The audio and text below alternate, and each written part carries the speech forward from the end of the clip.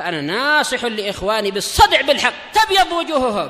السكوت في مسألة الحزبية يضرها، فاصدع بما تؤمر وأعرض عن المشركين. سلامي على دماج ورجالها والشيخ يحيى ودار العلم يا سعد بانيها. بسم الله الرحمن الرحيم. الحمد لله رب العالمين. أشهد أن لا إله إلا الله وحده لا شريك له وأشهد أن محمدا عبده ورسوله. اللهم صل على محمد عبدك ورسولك وعلى آله وأصحابه أجمعين. أما بعد. Kita masih di halaman ke-9.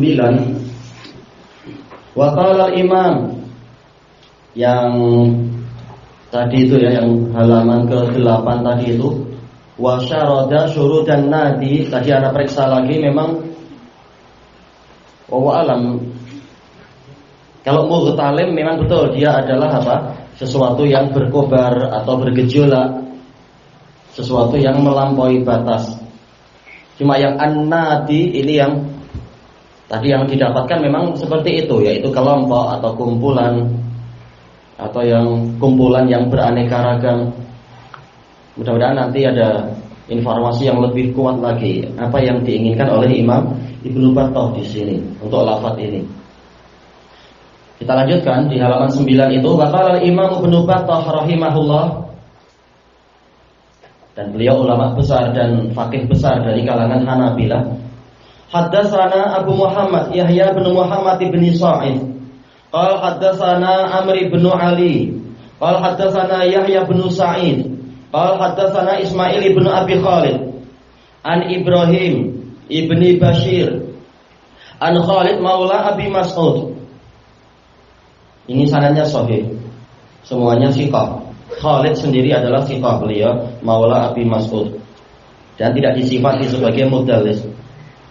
Qala Hudzaifah li Abi Mas'ud, inna dhalalata haqqad dhalalah an ta'rifa ma kunta tunkir wa tunkira ma kunta ta'rif. Sesungguhnya kesesatan yang sebenarnya adalah engkau menganggap ma'ruf sesuatu yang dahulunya engkau menganggap itu mungkar. Wa tunkira ma kunta ta'rif, dan engkau mengingkari, yaitu menganggap mungkar sesuatu yang dahulunya engkau menganggap itu ma'ruf. Wa iyyaka wat talawwuna fiddin, dan hindarkan dirimu dengan sikap talawun, yaitu memiliki dua wajah atau lebih atau beraneka warna di dalam agama ini. Fa inna dinallahi wahid, karena sesungguhnya agama Allah itu satu. Telah Anda sebutkan maknanya di dalam catatan kaki. Hadhihi nasihah wajjahaha as-sahabiyyu ila sahabi. Nasihat ini diarahkan oleh seorang sahabat kepada sahabat yang lain. Hudzaifah ma'ruf. Abu Mas'ud Uqbah bin Amr al-Ansari al-Badri juga ma'ruf, sahabat kepada sahabat. Berarti perkara yang diingkari dan perkara yang dianggap ma'ruf itu bagaimana? Fal amrul ladzi, alladzi ini perlu tambah alif. Fal amrul ladzi qad arafahu sahabi huwal kitabu was sunnah ala fahmi sadri hadhil ummah. Maka perkara yang dianggap ma'ruf oleh sahabat adalah yaitu Al-Quran dan As-Sunnah berdasarkan pemahaman pendahulu umat ini. Fama lam yakun yauma idzin dina fala yakunul yauma dina. Maka perkara yang pada hari itu, yang di zaman sahabat bukan termasuk dari agama ini, maka pada hari ini juga dia bukan termasuk dari agama ini. Inilah perkara cara penilaian sesuatu itu ma'ruf atau mungkar. Makanya di dalam hadis yang sahih diriwayatkan oleh Imam At-Tahawi dalam Mushkilil Athar, sanadnya sahih dari Abi Bakr Al-Laitsi radhiyallahu anhu, tatkala Rasulullah menyebutkan innaha satakunu fitnah, sesungguhnya akan terjadi fitnah, terjadi kekacauan. Tatkala sahabat mengatakan kaifa nasna ya Rasulullah, bagaimana kami akan bertindak wahai Rasulullah? Rasulullah mengatakan apa? Tarji'una ila amrikumul awal, kembalilah kalian kepada ajaran kalian yang pertama. Ajaran pertama umat ini adalah ajaran siapa? Ajaran para sahabat. Nah, dengan itu kita tahu mana yang ma'ruf, mana yang mungkar. Ya Allah. Baik, kita kembali ke atas. Wa qala al-Imam Ibnu Battah rahimahullah, haddatsana al-Qadhi al-Muhamili, qala haddatsana Muhammad ibnu Ismail al-Bukhari. Baik, berarti jaraknya satu antara Ibnu Battah dengan al-Bukhari. Kalau jarak antara Imam Ibnu Battah dengan Imam Ahmad 2 ya. Sebagaimana telah kita lewati itu. Qala haddatsana Ibrahim bin Hamzah Az-Zubairi, qala haddatsana Bakar bin Sulaim As-Sawwaf, an Abi Hazim an Abi Hurairah. Abu Hazim kalau meriwayatkan dari Abi Hurairah berarti siapa itu? Salman Al-Kufi Al-Asja'i, siqah. Anin Nabi sallallahu alaihi wasallam qala, dari Nabi sallallahu alaihi wasallam yang bersabda, bada al-islamu ghariban. Islam dimulai dalam keadaan asing. Wa sayaudu ghariban kama bada, dan dia akan kembali asing sebagaimana permulaannya. Namanya sudah dikenal, tetapi ajaran Islam yang benar itu menjadi asing. Ajaran yang dibawa oleh Nabi Muhammad sallallahu alaihi wasallam. Fatuba lil ghuraba, maka keberuntunganlah untuk ghuraba. Tuba artinya falah, keberuntungan. Atau tuba adalah syajaratun fil jannah, sebatang pohon di surga yang mana naungannya itu dilewati selama 100 tahun oleh pengendara kuda balap, tidak mampu untuk menyelesaikannya. Qil ya Rasulullah wa manil ghuraba, ditanyakan wahai Rasulullah, siapakah orang-orang asing tadi yang dikatakan beruntung? Qal alladzina yuslihuna inda fasadin nas, yaitu orang yang membuat perbaikan tatkala umat manusia itu rusak. Baik. Kebaikan apa yang paling besar? Tentunya ajaran Nabi SAW, tauhid dan sunnah, ketaatan dan kejujuran dan semacam itu. Kalau ukurnya ada pada generasi yang pertama. Kerusakan adalah yang menyelisihi itu. Dan ini dengan takhrij yang panjang, kesimpulannya hadisnya adalah sahih. Baik. Menulis sesuatu atau apa? Tuliskan di sini.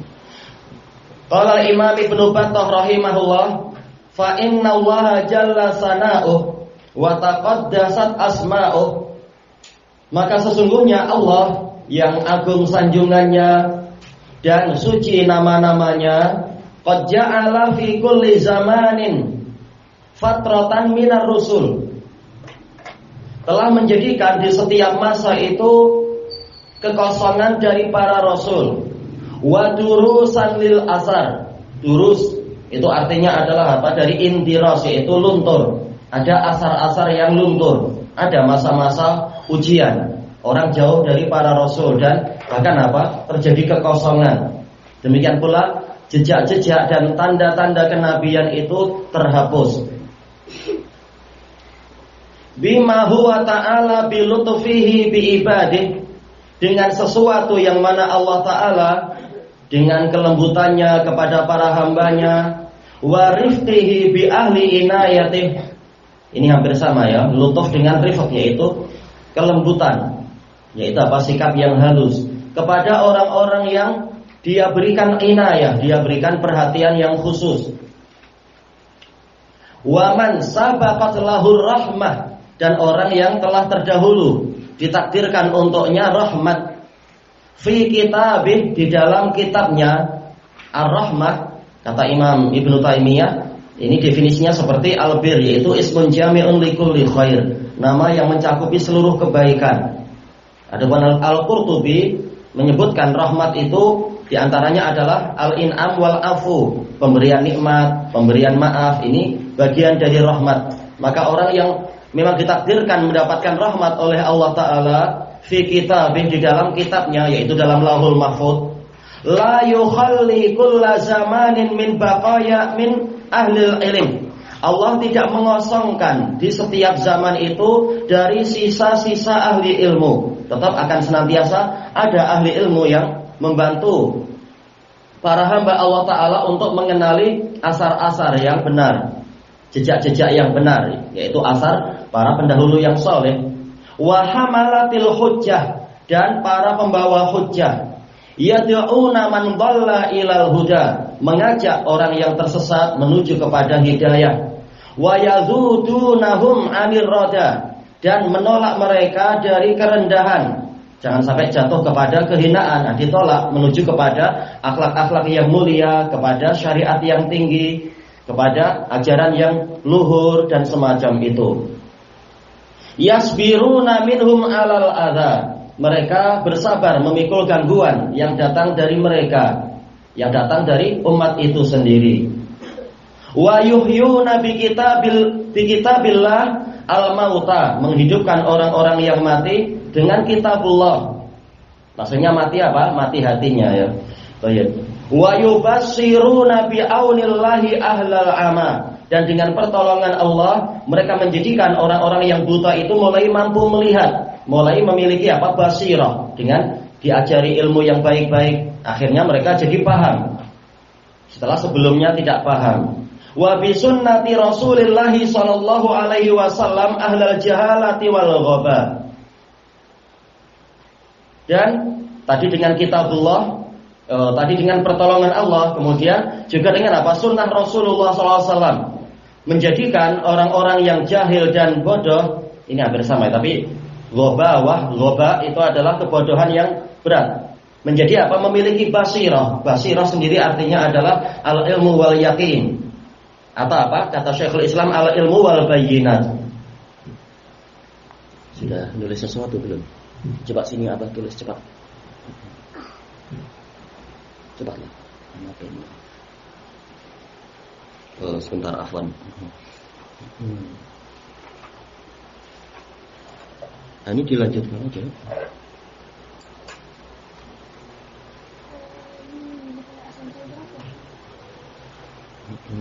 Tujuh, tulis sampai 7.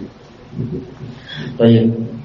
Wa qala al-Imam Ibnu Battah rahimahullah, haddatsana Abu Bakar Ahmad ibn Hisham al-Anmati bil Basrah. Qala haddatsana Al-Hasan ibn Salam. Baik. Sampai sekarang masih ada ulama Ahlussunnah di Basrah, alhamdulillah. Ana tanya ke sebagian ikhwah di Irak sana, ikhwah Ahlussunnah memang betul-betul salafi. Ana tanya siapa para juru dakwah di sana, para masyayikh, disebutkan ada 2, alhamdulillah, yang memang apa? Setia dengan sunnah, setia dengan salafiyah, setia dengan tamayus terhadap ahli batil. Jayid. Dan mereka juga apa? Memeriksa risalah-risalah. Jazakumullahu khairan. Wa haddatsana Al-Hasan ibn Salam As-Sawwat. Qala haddatsana Abu Abdurrahman Al-Mukri. Qala haddatsana Sa'id ibn Abi Ayyub.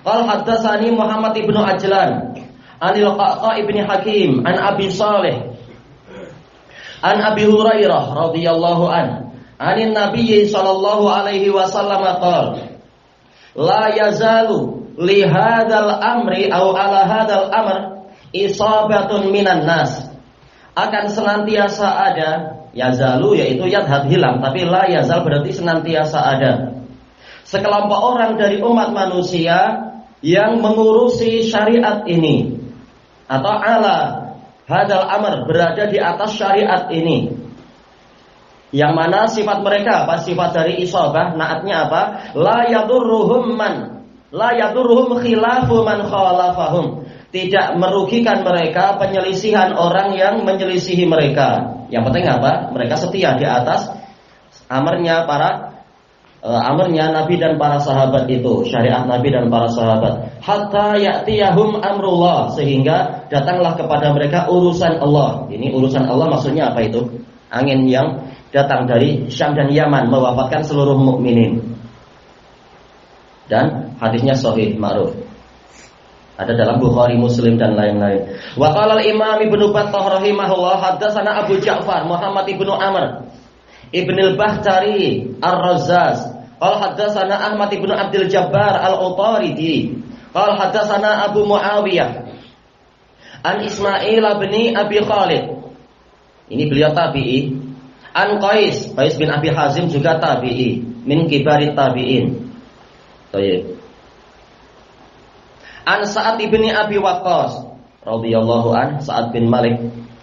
Qala Rasulullah sallallahu alaihi wasallam la tazalu ta'ifatun min ummati zahiratan 'alad din. Akan senantiasa ada sekelompok orang dari umatku yang menang atau tegak di atas agama ini. Bukan menjual agama demi kesenangan dunia di masa-masa fitnah atau apa malah mundur ke belakang dan seterusnya, tapi tetap apa? Tegak menampilkan kebenaran di atas agama ini, azizah dalam keadaan mulia. Ila yaumil qiyamah, sampai hari kiamat. Maksudnya adalah apa? Ila qurbis saah, sampai dekatnya hari kiamat dengan bertiupnya angin itu. Hadisnya sahih. Wa qala Imam Ibnu Battah rahimahullah, fanzuru rahimakumullah. Maka perhatikanlah, semoga Allah merahmati kalian, man tashabun, siapa yang menjadi teman kalian, wa ila man tajlisun, dan kepada siapa kalian itu duduk. Kenapa? Ar-rajulu ala dini khalilih, seseorang memang sesuai dengan agama teman dekatnya. Hadis Abi Hurairah diriwayatkan oleh Abu Dawud dan lain-lain. Wa'rifu kulla insanin bi khadanih, dan kenalilah setiap orang dengan teman dekatnya. Ini asar dari siapa? Ibnu Mas'ud. I'tabirun nas bi akhdanihim, nilailah manusia itu dengan teman dekat mereka. Asarnya sahih.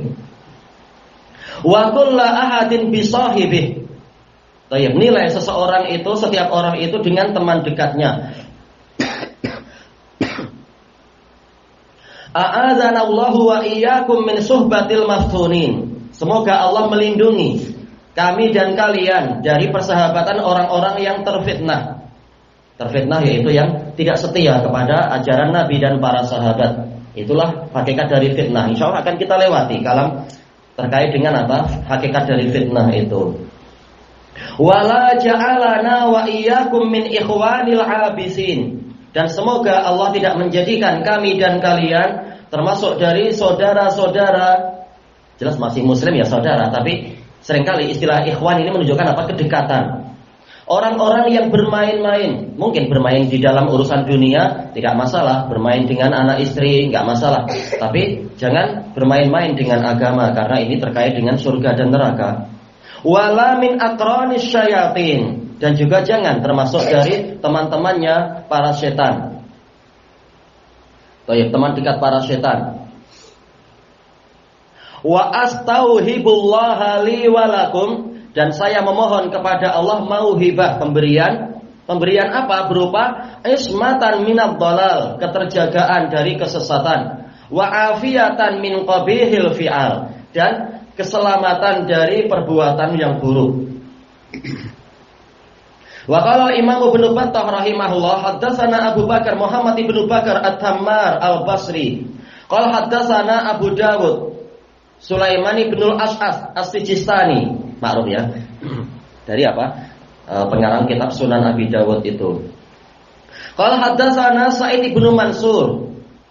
Beliau punya sunan, kitab sunannya bagus sekali. Hanya saja apa? Sebagiannya hilang. Sunan Sa'id bin Mansur dan juga tafsir Sa'id bin Mansur. Qala haddatsana Abdul Aziz ibnu Abi Hazim an abihi an Sa'al bin Sa'ad. Abu Hazim kalau meriwayatkan dari Sa'al bin Sa'ad berarti siapa? Salamah bin Dinar, siqah. Sa'al bin Sa'ad As-Sa'idi radhiyallahu anhuma anna an-nabiyya sallallahu alaihi wasallam qala wallahi la ayyahdiyallahu bihudaka rajulan wahida, demi Allah benar-benar seandainya Allah memberikan hidayah dengan sebab petunjukmu, yaitu engkau memberikan bimbingan, ternyata ada seseorang yang mendapatkan hidayah, satu orang saja, khairul laka min humrin na'am, lebih baik untukmu daripada mendapatkan unta-unta merah. Asalnya ada apa? Na'am al-hamra, kemudian apa? Naatnya dimajukan ke depan menjadi mudhaf ilaih. Humr, yaitu artinya adalah apa? Merah. Kalau humur, mimnya di dhammah, ini jamak dari apa? Himar, keledai. Sudah lain artinya. Hadisnya sahih ma'ruf, diriwayatkan Bukhari Muslim. Wa qala al-Imam Ibnu Battah rahimahullah, haddatsana Muhammad ibnu Yusuf. Qala haddatsana Abu Ruwaiq. Qala haddatsana Hajjaj. Qala haddatsana Hammad an Yunus wa Humaid anil Hasan anna Rasulullah sallallahu alaihi wasallam qala bahwasanya Rasulullah Shallallahu alaihi wasallam bersabda, "Ma anfaqa 'abdun nafaqatan afdhala 'indallah min nafaqati qaul."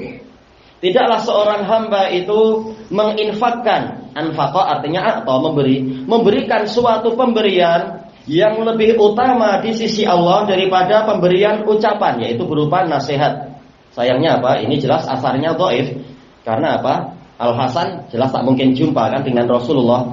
Al-Hasan lahir di dalam keadaan yaitu apa? 2 tahun sebelum wafatnya Umar ibn Khattab.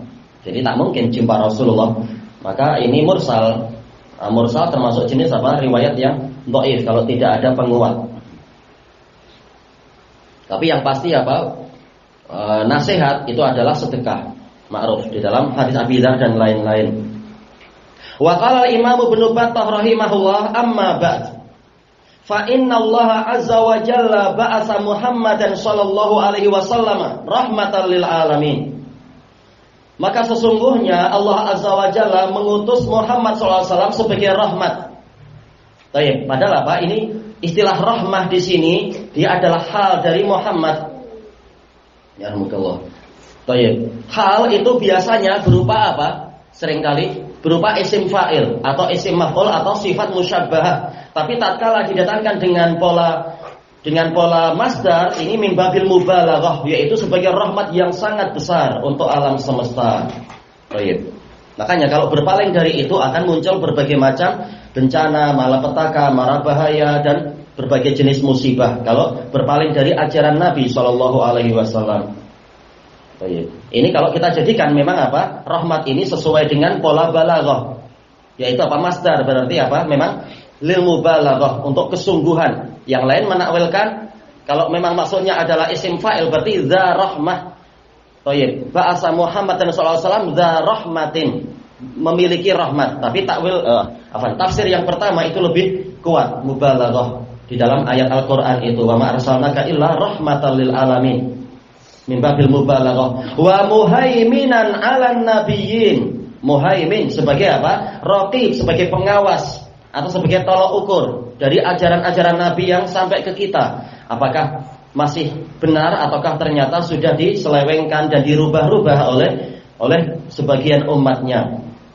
Wa nadhiran baina yaday adzabin syadid, dan sebagai pemberi peringatan sebelum ketibaan siksaan yang keras. Dengan apa beliau datang? Bi kitabin uhkimat ayatuh, dengan suatu kitab yang mana sifatnya apa? Ayat-ayatnya telah dimantapkan. Uhkimat kata para ulama yaitu utqinat, yaitu dari itqan, utqinat yaitu dimantapkan. Wa fussilat bayyinatuh, penjelasan-penjelasannya itu telah diperinci. La ya'tihil batilu min baini yadayhi wala min khalfih. Dia, kitab ini tidak didatangi oleh kebatilan dari arah depannya dan juga tidak dari arah belakangnya. Mungkin yang belum belajar nahwu atau balaghah, orang awam tanya, bagaimana dari arah kanan dan kiri? Sama saja. Dari atas belakang sama saja. Karena apa? Ini masuk dalam balaghah, menyebutkan dua tapi maksudnya semua.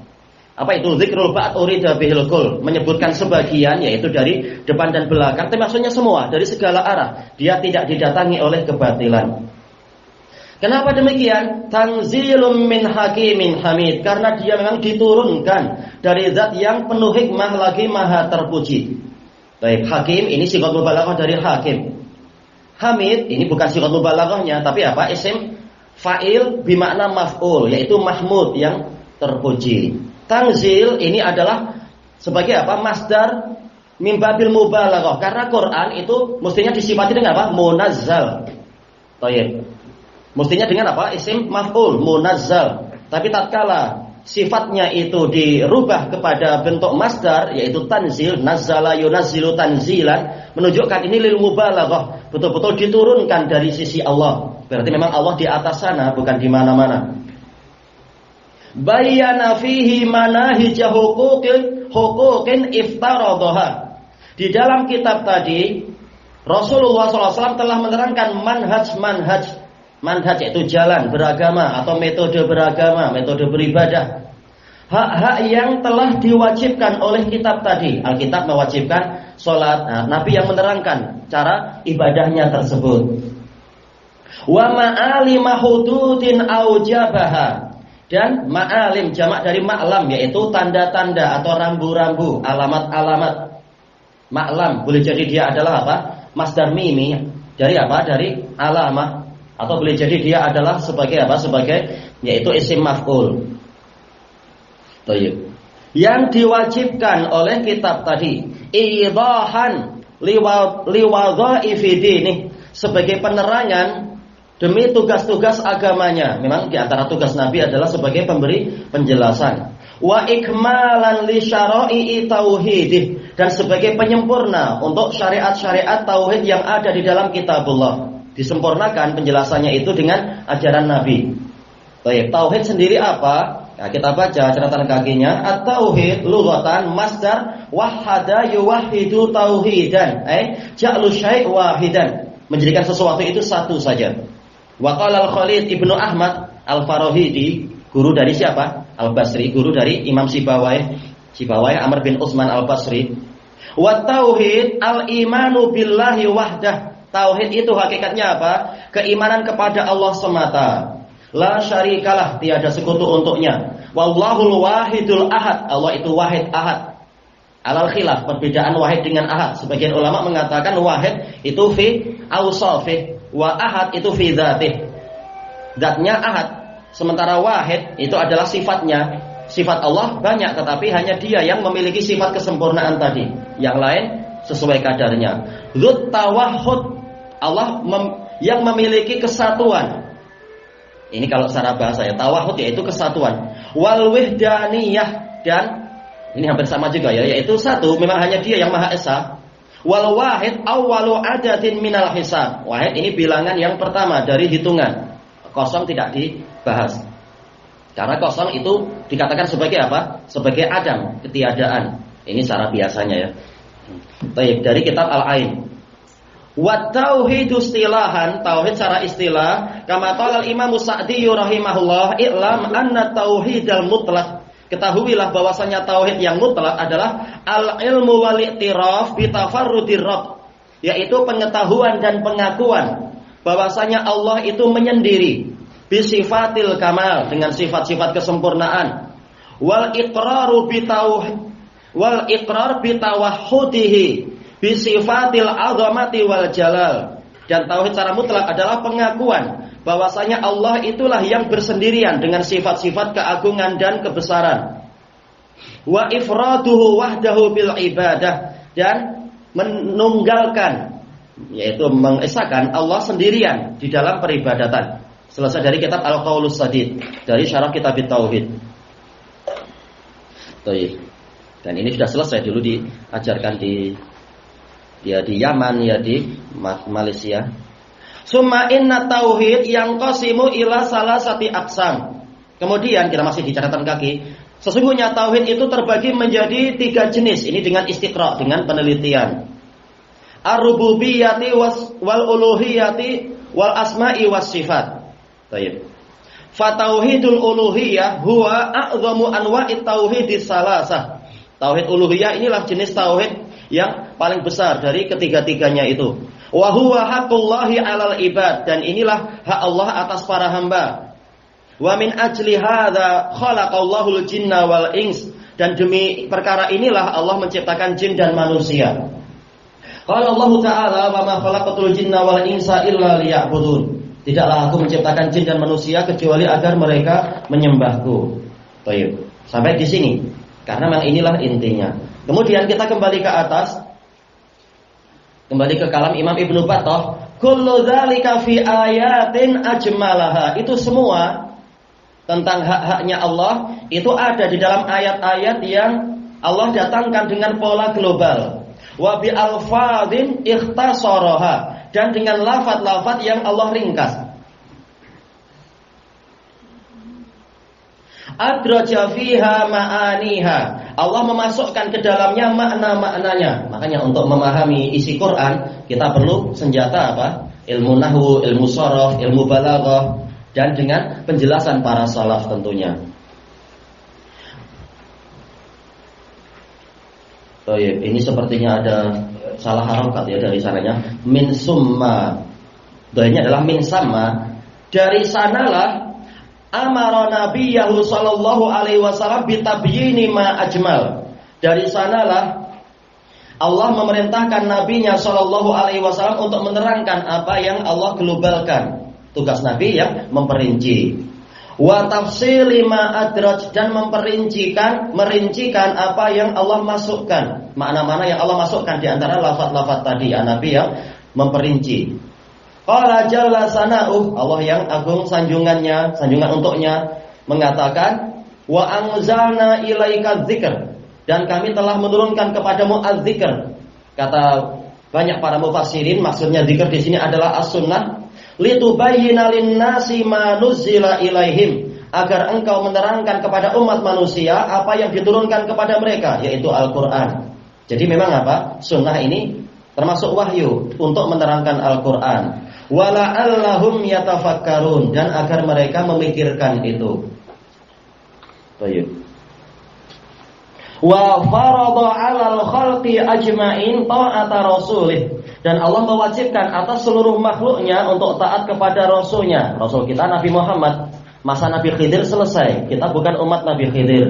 Jangan malah sengaja cari-cari ajaran Nabi Khidir, atau kalau ingin kesaktian yang lain, ingin kehebatan menguasai hewan, kami ikut ajaran Nabi Sulaiman dan seterusnya. Atau kalau masalah patung, kami ikut Nabi Sulaiman. Katanya engkau mengatakan apa? Muhammadur Rasulullah. Berarti ikut Nabi Muhammad. Nabi-nabi yang lain ajarannya sudah selesai.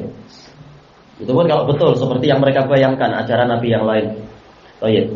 Semuanya sekarang mereka wajib ikut Nabi Muhammad sallallahu alaihi wasallam. Wa qarana dzalika bi ta'atih. Allah menggandengkan ketaatan pada Rasul itu dengan apa? Ketaatan kepada dirinya, kepada Allah. Wa muttasilan bi ibadatih, bersambung dengan peribadatan kepada Allah. Baik, fattaqullaha wa atiun, maka bertakwalah kalian kepada Allah dan taatilah aku. Jadi memang apa? Ibadah kepada Allah melalui ajaran Rasul. Wa naha an mukhalafatihi bitahdid, dan Allah melarang dari menyelisihi Rasul dengan ancaman. Larangannya bukan larangan yang lembek, tapi ada ancaman. Wa tawa'ada alaihi bi aghlazil wa'id, dan Allah mengancam atas perbuatan tadi alaihi. Dohirnya ala di sini sababiyah, disebabkan sikap penyelisihan tadi dengan ancaman yang paling keras. Fi ayatin katsiratin min kitabih, di dalam ayat-ayat yang banyak dari kitabnya. Faqala ta'ala, Allah Ta'ala mengatakan, wattaqun naral lati uiddat lil kafirin, dan takutlah kalian kepada neraka. Katanya takut hanya pada Allah, itu betul. Tapi perkara yang sifatnya manusiawi, bukan perkara yang sifatnya adalah apa, di luar kemampuan atau apa. Tapi ini ma'ruf, orang takut pada api. Ini perkara yang sifatnya manusiawi, apalagi api neraka. Sangat layak untuk ditakuti. Bahkan Allah yang memerintahkan kita untuk takut pada neraka. Bukan takut sebagai bentuk ibadah, tapi ketakutan yang menyebabkan kita hanya menyembah apa, pencipta api tadi. Allati uiddat lil kafirin, yang telah dipersiapkan untuk orang-orang kafir. Para mufassirun menjadikan ini sebagai salah satu dalil tentang apa? Bahwasanya neraka memang sudah ada, sudah dipersiapkan, dia ada. Baik. Tapi kalau neraka itu dipersiapkan untuk orang kafir, kenapa kita takut? Ya, jawabannya ada beberapa sisi. Di antaranya apa? Hadis wa man tashabbaha biqaumin fahuwa minhum. Barang siapa menyerupai suatu kaum, maka dia termasuk dari kalangan mereka. Hadis sahih riwayat Imam Abu Dawud dari Abdullah bin Umar ibn al-Khattab. Kita bukan orang kafir insyaallah. Tetapi kalau kita maksiat berarti kita menyerupai orang kafir, karena maksiat ini adalah akhlaknya orang kafir, sebagaimana iman ini akhlaknya orang Islam. Makanya ada pembakaran terhadap orang-orang Islam, terhadap orang ahli tauhid, karena mereka melakukan beberapa kemaksiatan misalkan. Tapi kemudian akan keluar lagi dari neraka dengan sebab asal imannya masih ada. Wa atiullaha war rasul la'allakum turhamun, dan taatilah Allah dan Rasul agar kalian itu mendapatkan rahmat. Kunci rahmat adalah adanya ketaatan. Wa qul atiullaha war rasul, katakan wahai Rasulullah kepada mereka, taatilah Allah dan Rasul. Fa in tawallau, kemudian apabila kalian berpaling, ini ya, ada apa? Tak mudharaah yang terhapus. Kita tahu in itu asalnya masuk kepada fi'il mudhari asalnya. Walaupun boleh juga masuk kepada fi'il madhi, boleh. Tapi asal dari syarat itu adalah untuk masa hadapan, masa depan. Maka asalnya apa? Fa in tatawallau. Nanti apabila kalian berpaling, fa innallaha la yuhibbul kafirin. Maka sesungguhnya Allah tidak menyukai orang-orang kafir. Bukan maksudnya ini dalilnya takfiriyun, betul, ini dalilnya takfiriyun, yaitu orang yang tidak taat, orang yang berbuat maksiat dia kafir. Tapi bukan seperti itu penjelasan para a'imah. Maksudnya kata Imam Ibnu Katsir yaitu kemaksiatan, keberpalingan itu akhlaknya orang kafir. Nah, kita jangan menyerupai gaya-gaya orang kafir. Baik. Nah, kita karena Allah tidak suka itu, maka jangan menyerupai mereka. Dan orang kalau terus-menerus maksiat, boleh jadi maksiat akan menyeret pada maksiat yang lebih besar sampai akhirnya menjadi murtad. Baik. Nah, ini ditakut-takuti dengan cara itu. Wa qala ta'ala fala wa rabbika la yu'minuna hatta yuhaqqimuka fima syajara bainahum. Maka demi Rabbmu mereka itu tidak beriman sampailah mereka menjadikan engkau hakama yuhaqqimu ja'lu syai' hakiman, menjadikan engkau wahai Rasulullah sebagai hakim di dalam perselisihan di antara mereka. Kalau ada perselisihan, kembalikan hukumnya kepada Allah dan Rasulnya, bukan kepada rasio orang-orang yang tidak maksum. Bukan berarti kita seperti Khawarij langsung berhukum kepada Al-Quran. Al-Quran suruh bicara, bukan begitu tentunya. Tapi hakim tetap dari jenis manusia, tetapi bukan dengan rasio, tetapi dengan dalil di dalam menghukumi. Wajib diketahui dalilnya apa. Baik, dijelaskan oleh Imam Ibnul Qayyim rahimahullahu taala di dalam kitab beliau At-Tibyan fi Aqsamil Quran. Sumpah-sumpah yang dimulai dengan nafiyah la uqsimu bihadzal balad misalkan, maka ini menunjukkan taukidun nafi atau sebagai taukidul idrob, yaitu sebagai bantahan terhadap ucapan-ucapan yang sebelumnya, ucapan orang kafir yang tergantung pembahasannya apa sebelum itu. Baik. Maka di sini Allah sampai bersumpah, mereka tidak beriman sampailah mereka menjadikan engkau sebagai hakim di dalam perselisihan mereka. Syarat kedua Summa la yajidu fi anfusihim harajan mimma qadait. Kemudian mereka tidak mendapatkan di dalam diri mereka ada rasa sempit, rasa susah terhadap apa yang engkau putuskan. Min sababiyah, disebabkan keputusanmu kita ikuti walaupun tidak sesuai dengan hawa nafsu kita, tidak sesuai dengan selera dan pemikiran kita. Kalau Nabi mengatakan ini haram, ya kita ikuti. Kalau Nabi mengatakan ini masih halal, tidak sampai kepada haram, ya kita terima itu. Jangan memberat-beratkan diri dan seterusnya. Nah, dengan ini akan terpenuhi syarat kedua dari keimanan. Kita terima ajaran Nabi dengan lapang dada.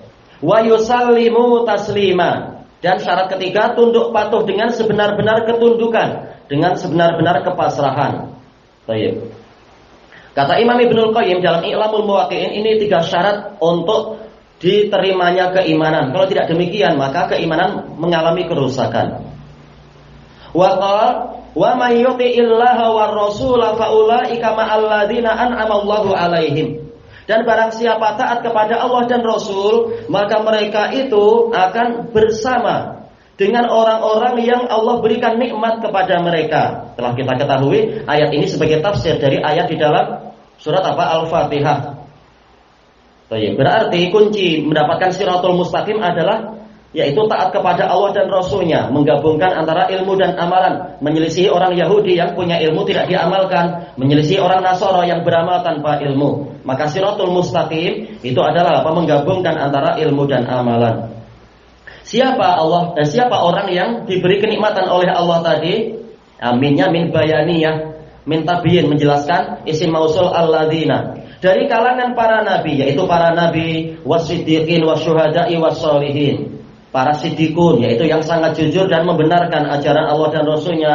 Orang-orang yang mati syahid, yang membela agama Allah sampai bahkan tingkatan mati syahid. Namun kemudian Allah dengan rahmatnya memberikan kelapangan untuk umat ini. Ada orang-orang yang mengalami ujian berat dan mendapatkan derajat mati syahid. Wassolihin, as-soleh, yaitu al-jami' baina adai haqqillah wa haqqil ibad. Itu soleh kata sebagian ulama, orang yang menggabungkan antara memenuhi hak Allah dan hak para hamba.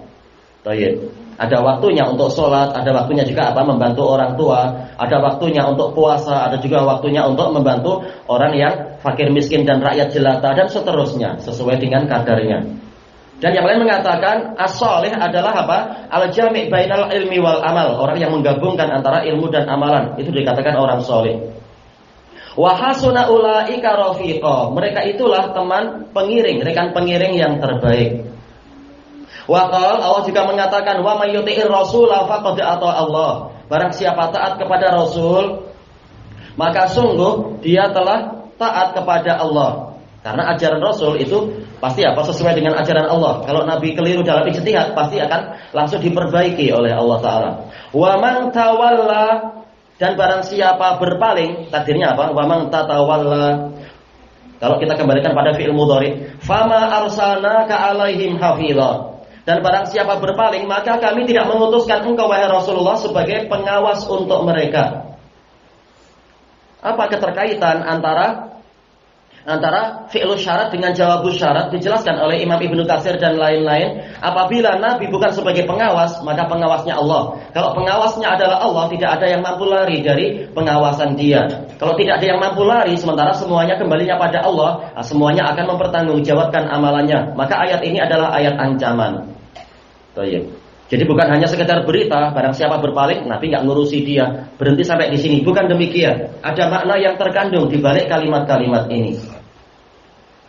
Wa qala ya ayyuhalladzina amanu athi'ullaha wa athi'ur rasul wa ulil amri minkum. Wahai orang-orang yang beriman. Kata para ulama dikatakan dipanggil dengan nama iman karena mereka lah yang layak diharapkan untuk menjalankan perintah-perintah yang ada di sini. Walaupun jelas semua manusia wajib untuk melakukan yang disebutkan ini.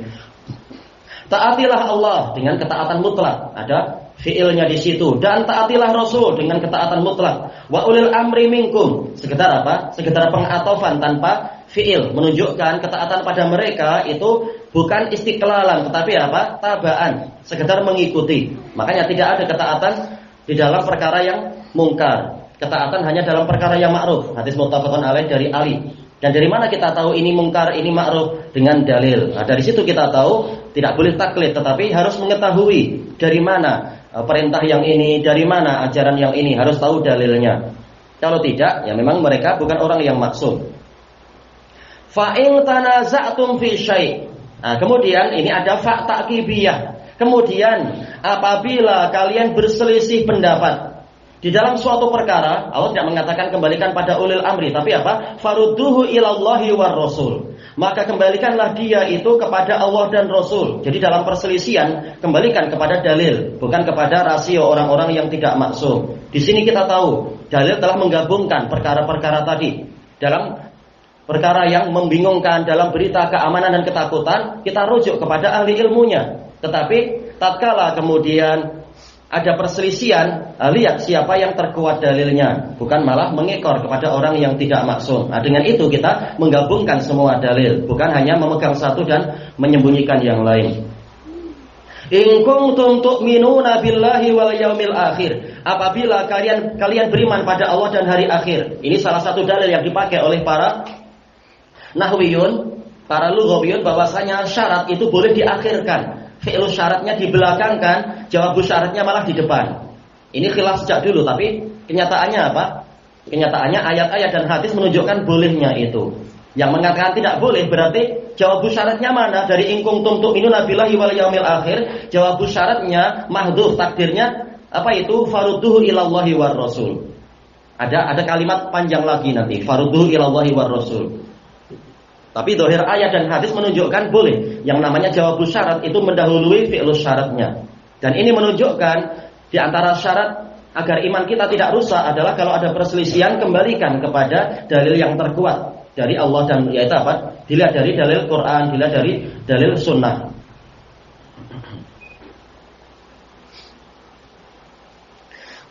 Dan hadis ini, ayat ini digunakan oleh jumhur usuliyin sebagai dalil tentang ijma' itu ada. Buktinya apa? Kita tahu di dalam pembahasan usuliyun, ilmu usul, bahwasanya sighatus syarat laha mafhumul mukhalafah. Pola syarat ini memiliki kebalikan. Apabila kalian berselisih pendapat dalam suatu perkara, kembalikan kepada wahyu. Berarti kebalikannya apa? Kalau kalian mengalami ijma, tidak perlu dikembalikan kepada wahyu. Karena apa? Buktinya Allah tidak menyamakan antara adanya perselisihan dan adanya ijma. Kalau ada perselisihan baru kembalikan pada dalil. Kalau terbentuk ijma, yaitu memang ijma yang mutayaqon, tentunya ijma yang pasti, bukan dipersangkakan, tapi betul-betul ijma, maka tidak disyaratkan kembalikan kepada wahyu. Ini menunjukkan ijma adalah hujjah.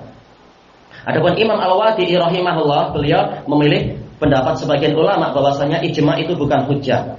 Tapi tentunya ini keliru. Ini menunjukkan bahwasanya manusia tidak maksum. Ada yang terkadang memiliki pendapat yang keliru. Imam Wadi'i mengatakan la yukhalliduni illa saqit.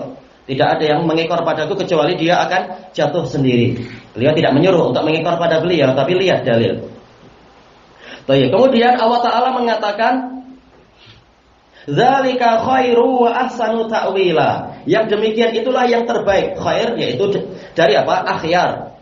Hamzah qata'nya itu dihapus min kasratil isti'mal takhfifan, karena sering dipakai. Akhirnya demi meringankan lisan menjadi khair, bukan akhyar tapi khair. Maka cara inilah yang terbaik.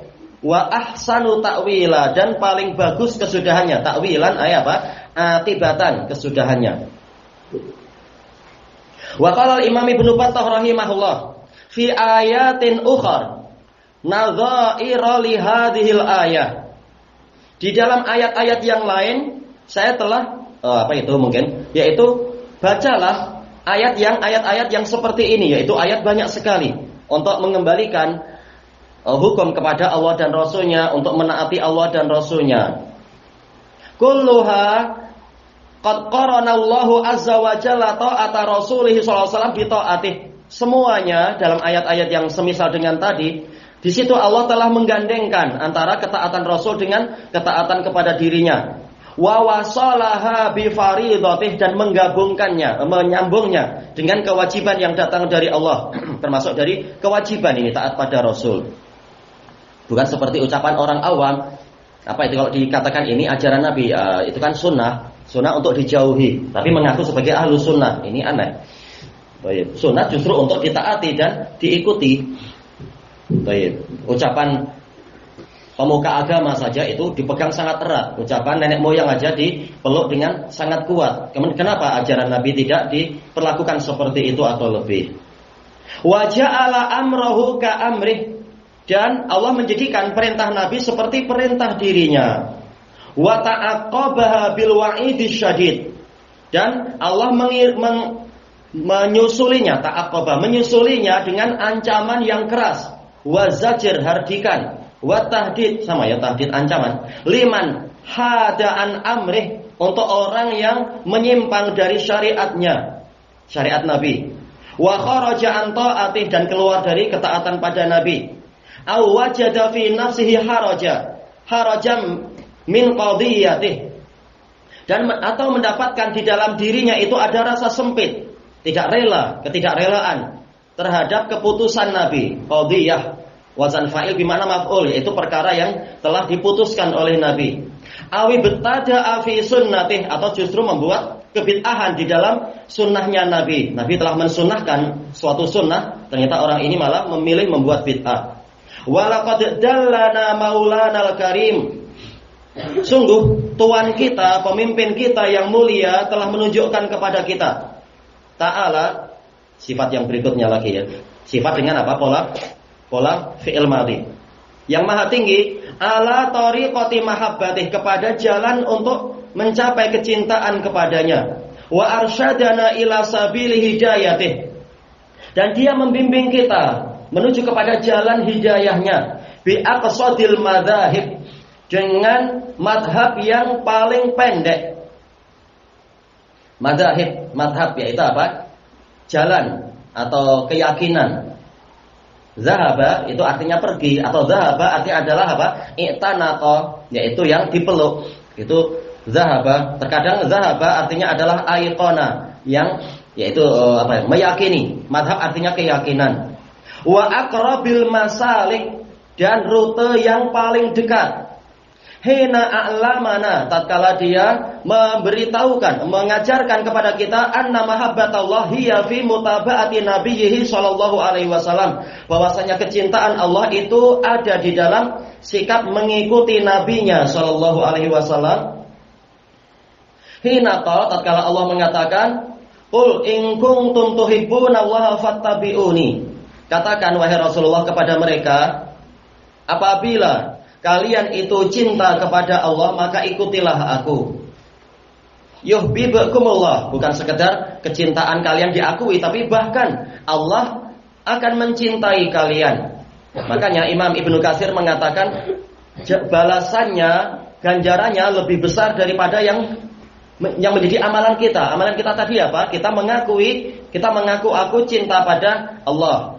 Tapi kalau kita melaksanakan buktinya, yaitu kita ikut Nabi, bukan sekedar kita diakui cinta pada Allah, bahkan apa? Allah yang cinta pada kita. Makanya kata beliau, laisa sya'nu an tuhib walakinna sya'an an tuhab. Bukan yang paling penting itu engkau mencintai, namun yang paling penting bagaimana agar engkau dicintai oleh Allah. Nah, ada jalannya, yaitu ikut Nabi. Itu baru balasan pertama. Balasan kedua, wa yaghfir lakum dzunubakum, dan Allah mengampuni untuk kalian dosa-dosa kalian. Sehebat apapun usaha kita masih manusia, jatuh bangun, masih banyak yang belum kita ketahui. Tapi apa? Kebenaran yang ada langsung kita laksanakan. Kekurangan-kekurangan yang senantiasa ada, Allah akan mengampuni orang-orang yang sudah berusaha untuk menempuh jalannya. Wallahu ghafurur rahim, dan Allah Maha Pengampun. Ini sifat mubalaghah yang paling kuat, ghafur. Lebih kuat daripada ghafar. Ghafar lebih kuat dari ghafir. Baik. Rahim, yaitu apa? Sifat mubalaghah dari rahim. Maha Pengampun dan Maha Penyayang. Masih ada kesempatannya. Famanittaba'a rasulahu fi sunnatih, maka barang siapa mengikuti rasulnya sallallahu alaihi wasallam di dalam sunnah beliau, baik sunnah ijadiyah ataukah sunnah tarkiyah, sunnah yang sifatnya mewujudkan sesuatu, yaitu apa? Qauliyah, fi'liyah, atau apa? Takririyah, atau hamiyah, atau wasfiyah, atau tarkiyah, perkara yang penuntutnya ada, namun Nabi sengaja untuk meninggalkannya. Ini juga wajib ditinggalkan, kata Al-Hafidh. Kata Al-Hafidh Ibnu Hajar, Al-Hafidh Ibnu Qayyim, juga Al-Hafidh Az-Zarkashi dan lain-lain dari para usuliyun. Sunnah tarkiyah itu ada. Tapi makanya selalu akan ada pertanyaan, ini termasuk ajaran Nabi atau bukan? Kalau tidak memang menjadi bid'ah. Kalau bukan ajaran Nabi, bukan ajaran salaf. Awrasahu dzalika mahabbatallahi azza wajal. Maka orang yang mau mengikuti Nabi di dalam sunnah beliau, perbuatannya tadi akan mewariskan pada dirinya kecintaan Allah. Allah akan cinta pada orang ini yang mau mencontoh Nabi, bukan malah meniru-niru orang kafir misalkan. Bikasbihil basirah, yaitu dengan Allah memberikan kepadanya basirah, al-ilmu wal yakin, atau al-basirah kata Syekhul Islam apa itu? Al-ilmu wal bayinat, pengetahuan dan kejelasan, penerangan dan seterusnya. Ini basirah. Asal dari basirah adalah apa? Mata hati. Kalau basar, mata kepala. Fi imanih, di dalam keimanannya. Fi ma ahkamahu fi qalbihi wa lisanih, di dalam perkara yang telah Allah mantapkan di dalam jantung orang tadi dan lidah orang tadi. Jantungnya memiliki basirah, lidahnya juga menampilkan basirah, menampilkan ilmu yang kuat. Wa bil maghfirati waridwani fi mi'adih, dan Allah juga akan memberikan kepadanya pengampunan dan keridhaan di masa yang telah dijanjikan untuk dia di hari kiamat. Wa qala al-Imam Ibnu Battah rahimahullah, wal ya'lamil mu'minun, dan hendaknya orang-orang yang beriman mengetahui, min ahlil aqli wal ilm, orang mukmin dari kalangan apa? Pemilik akal sehat dan ilmu yang kuat. Anna qauman yuriduna ibtal syariah, ada sekelompok orang yang ingin membatalkan syariat. Wa durusa asaril ilmi was sunnah, ingin lunturnya, lenyapnya jejak-jejak ilmu dan sunnah. Fahum yumawwihun, yulabisun, yukhadiun, mawih tamwih, yaitu apa? Penipuan, berusaha menipu. Mereka memberikan penipuan alaman qalla ilmuh, terhadap orang yang ilmunya sedikit. Ini menunjukkan pentingnya belajar. agar kita tidak ditipu orang. Wa dha'ufa qalbuh, dan yang jantungnya itu lemah, mudah apa? Dikuasai oleh perasaan sehingga tidak mengetahui mana kebenaran dan kebatilan. Bi annahum yad'una ila kitabillah. Mereka mengatakan mereka ini mengajak kepada kitabullah, mengajak orang untuk mengikuti Quran. Wa ya'maluna bih, dan mengamalkan Quran. Wa hum min kitabillahi yahrabun. Padahal wawunya wawu hal ya. Dalam keadaan mereka itu lari dari kitabullah. Wa anhu yudbirun, dan mereka mundur dari kitabullah. Hakikatnya mereka tidak ikut Allah Ta'ala. Walahu yukhalifun, dan mereka menyelisihi kitabullah. Wa dzalika annahum idza sami'u sunnatan. Sebabnya apa? Gambarannya bahwasanya mereka itu apabila mereka mendengar suatu sunnah ruwiyat an Rasulillah sallallahu alaihi wasallam, yang diriwayatkan dari Rasulullah sallallahu alaihi wasallam, rawahal akabiru anil akabir, diriwayatkan oleh tokoh-tokoh besar dari tokoh besar yang sebelumnya. Telah disebutkan oleh Ibnu Mubarak, demikian pula disebutkan oleh Ibnu Abdul Bar. Al-Akabir itu adalah orang yang setia kepada ajaran para sahabat. Kalau menyelisih itu dikatakan as-saghir, yaitu para mubtadi'ah. Wa naqalaha ahlul adalati wal amanah, dinukilkan oleh para pemilik kelurusan agama dan orang-orang yang terpercaya. Tidak seperti yang terkadang kita dengar di khutbah-khutbah Jumat di sebagian masjid, hadis yang palsu dikatakan riwayat Bukhari Muslim. Hadis yang palsu dikatakan apa? Ini riwayat Ahmad. Menyangka apa? Semua orang tidak ada yang tahu. Padahal apa? Ilmu ini akan selalu dijaga. Akan ada yang tahu. Ini palsu. Ini engkau mendapatkan di dalam apa? Kitab Syihab, bukan dalam Musnad Ahmad dan sebagainya. Tapi ya khotibnya menyangka orang awam mana tahu apa-apa, asal ditipu aja. Keutamaan Asyura, keutamaan Tasu'a, keutamaan ini dan itu. Keutamaan puasa di hari Jumat pada waktu Asyura misalkan, atau hari Jumat di akhir tahun Hijriah. Ini semua palsu, kecuali yang sananya sahih. Keutamaan puasa Asyura ma'ruf. Tapi dikaitkan dengan hari Jumat, itu palsu semuanya. Yaitu apa? Mereka bukan orang yang amanah di dalam memikul hadis. Wa man kana maudi al-qudwati wal amanah, dan orang yang memang pada dirinya lah diletakkan keteladanan dan amanah. Wa ajma'a a'immatul muslimina ala sihhatiha, dan sunnah tadi para pemimpin muslimin telah bersepakat sunnah tadi sahih. Au hakama fuqaha'uhum biha, atau para fuqahanya muslimin menghukumi sunnah tadi telah sahih, misalkan sahihah. Aradu tilka sunnah bil khilafi alaiha. Mereka menentang sunnah tadi. Justru sekelompok orang tadi menentang sunnah tadi dengan menyelisihinya. Wa talaqauha birraddi laha. Mereka menyambut sunnah tadi dengan bantahan, bukan dengan penyambutan yang baik. Tapi mengaku apa? Kadang mengaku, kami ikut imam yang 4. Karena imam 4 mengatakan apa? Idza shahal hadis fa huwa madhhabi. Kalau hadis sahih, kalau hadis itu sahih, itu madhab saya. Baik. Wa qalu liman rawaha indahum, mereka berkata kepada orang yang meriwayatkan sunnah tadi di hadapan mereka, tajidu hadza fi kitabillah, apakah engkau mendapatkan hadis ini dalam kitabullah? Berarti mereka kelompok apa ini yang dikatakan apa? Qur'aniyun. Mengaku hanya ikut Quran, tidak ikut sunnah Nabi. Wa hal nazala hadza fil Qur'an, apakah hadis seperti ini memang turun wahyunya dalam Al-Qur'an? Wa'tuni bi ayatin min kitabillah, datangkan kepada saya satu ayat dari kitabullah hatta usaddiqa biha, sehingga saya membenarkan hadis yang ini. Tidak percaya dengan apa? Riwayat orang-orang yang siqah. Fa'lamu rahimakumullah. Ini semua pakai koma ya. Kita cari titik yang mana ya? Baik, kita cari koma yang terdekat kalau nggak ada titik. Fa'lamu rahimakumullah, maka ketahuilah semoga Allah merahmati kalian, annaqa ila hadhil maqalah, bahwasanya orang yang mengucapkan perkataan tadi innama taraqqaqan subuhin wa yusrin khabi'an. Ini bahasa beliau sangat sastra ya. Subuh apa nana baca tadi subuh. Subuh itu adalah apa? Sarapan. Nah, taraqqaqa wa huwa alam, asal dari taraqqaqa adalah melemahkan.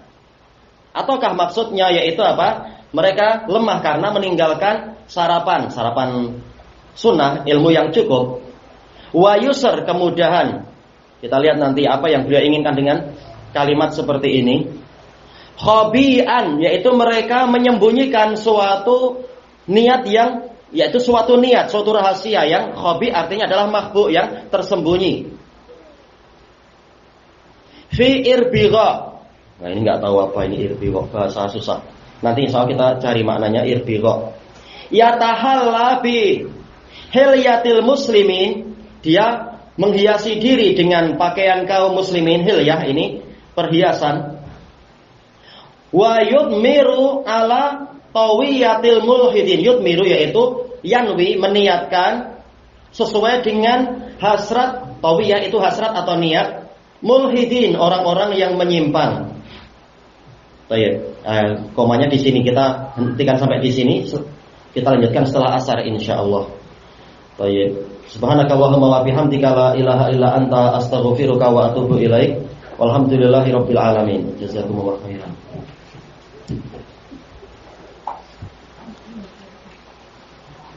Rabbil alamin. Asyhadu an la ilaha illallah wahdahu la syarikalah wa asyhadu anna Muhammadan abduhu wa rasuluh. Allahumma shalli ala Muhammadin wa ala alihi wa ashabihi ajma'in, amma ba'd. Baik, di masa istirahat ini ada satu pertanyaan.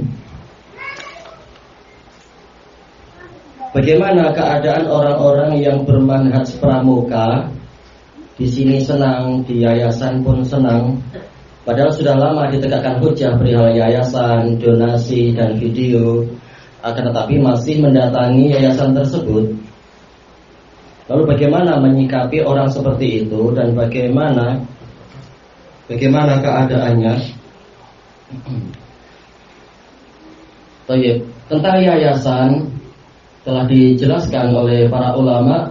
Kalau yayasannya ini perkara duniawi dan memang di situ tidak tertulis mengikatkan diri pada hukum yang menyelisihi hukum Allah, maka perkara duniawi tidak masalah, seperti syarikat, kata Syekh Yahya dan lain-lain itu, seperti perusahaan, pabrik, ini tidak mengapa.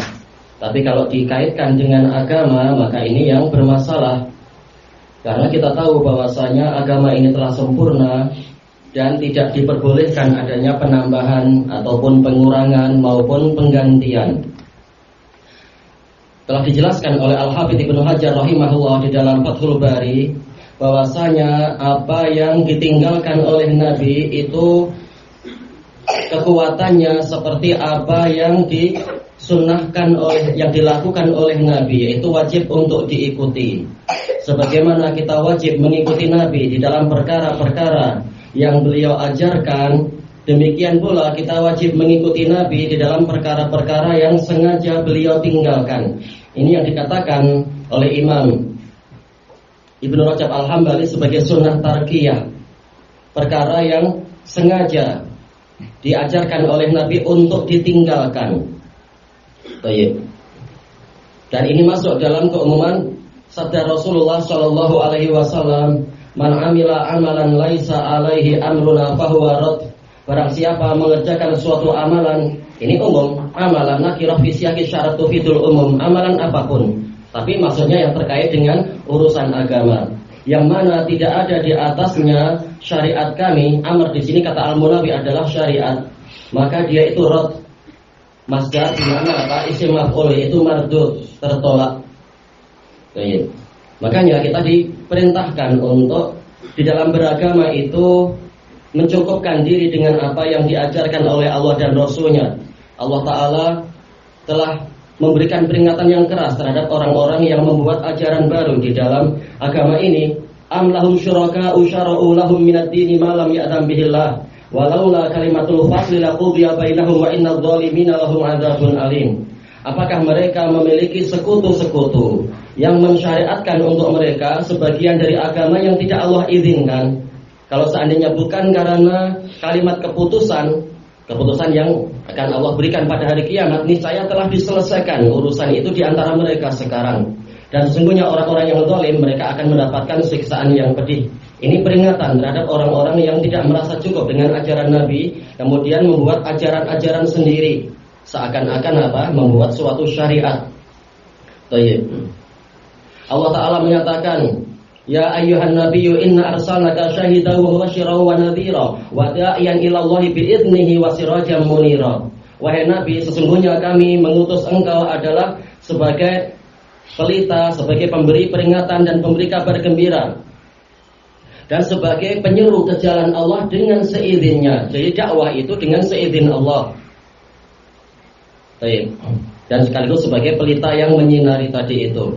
Ini menunjukkan metode dakwah itu tauqifiyah, sebagaimana yang ditegaskan oleh Fadilatul Syekh Abdul Salam Ibnu Barjas rahimahullahu taala.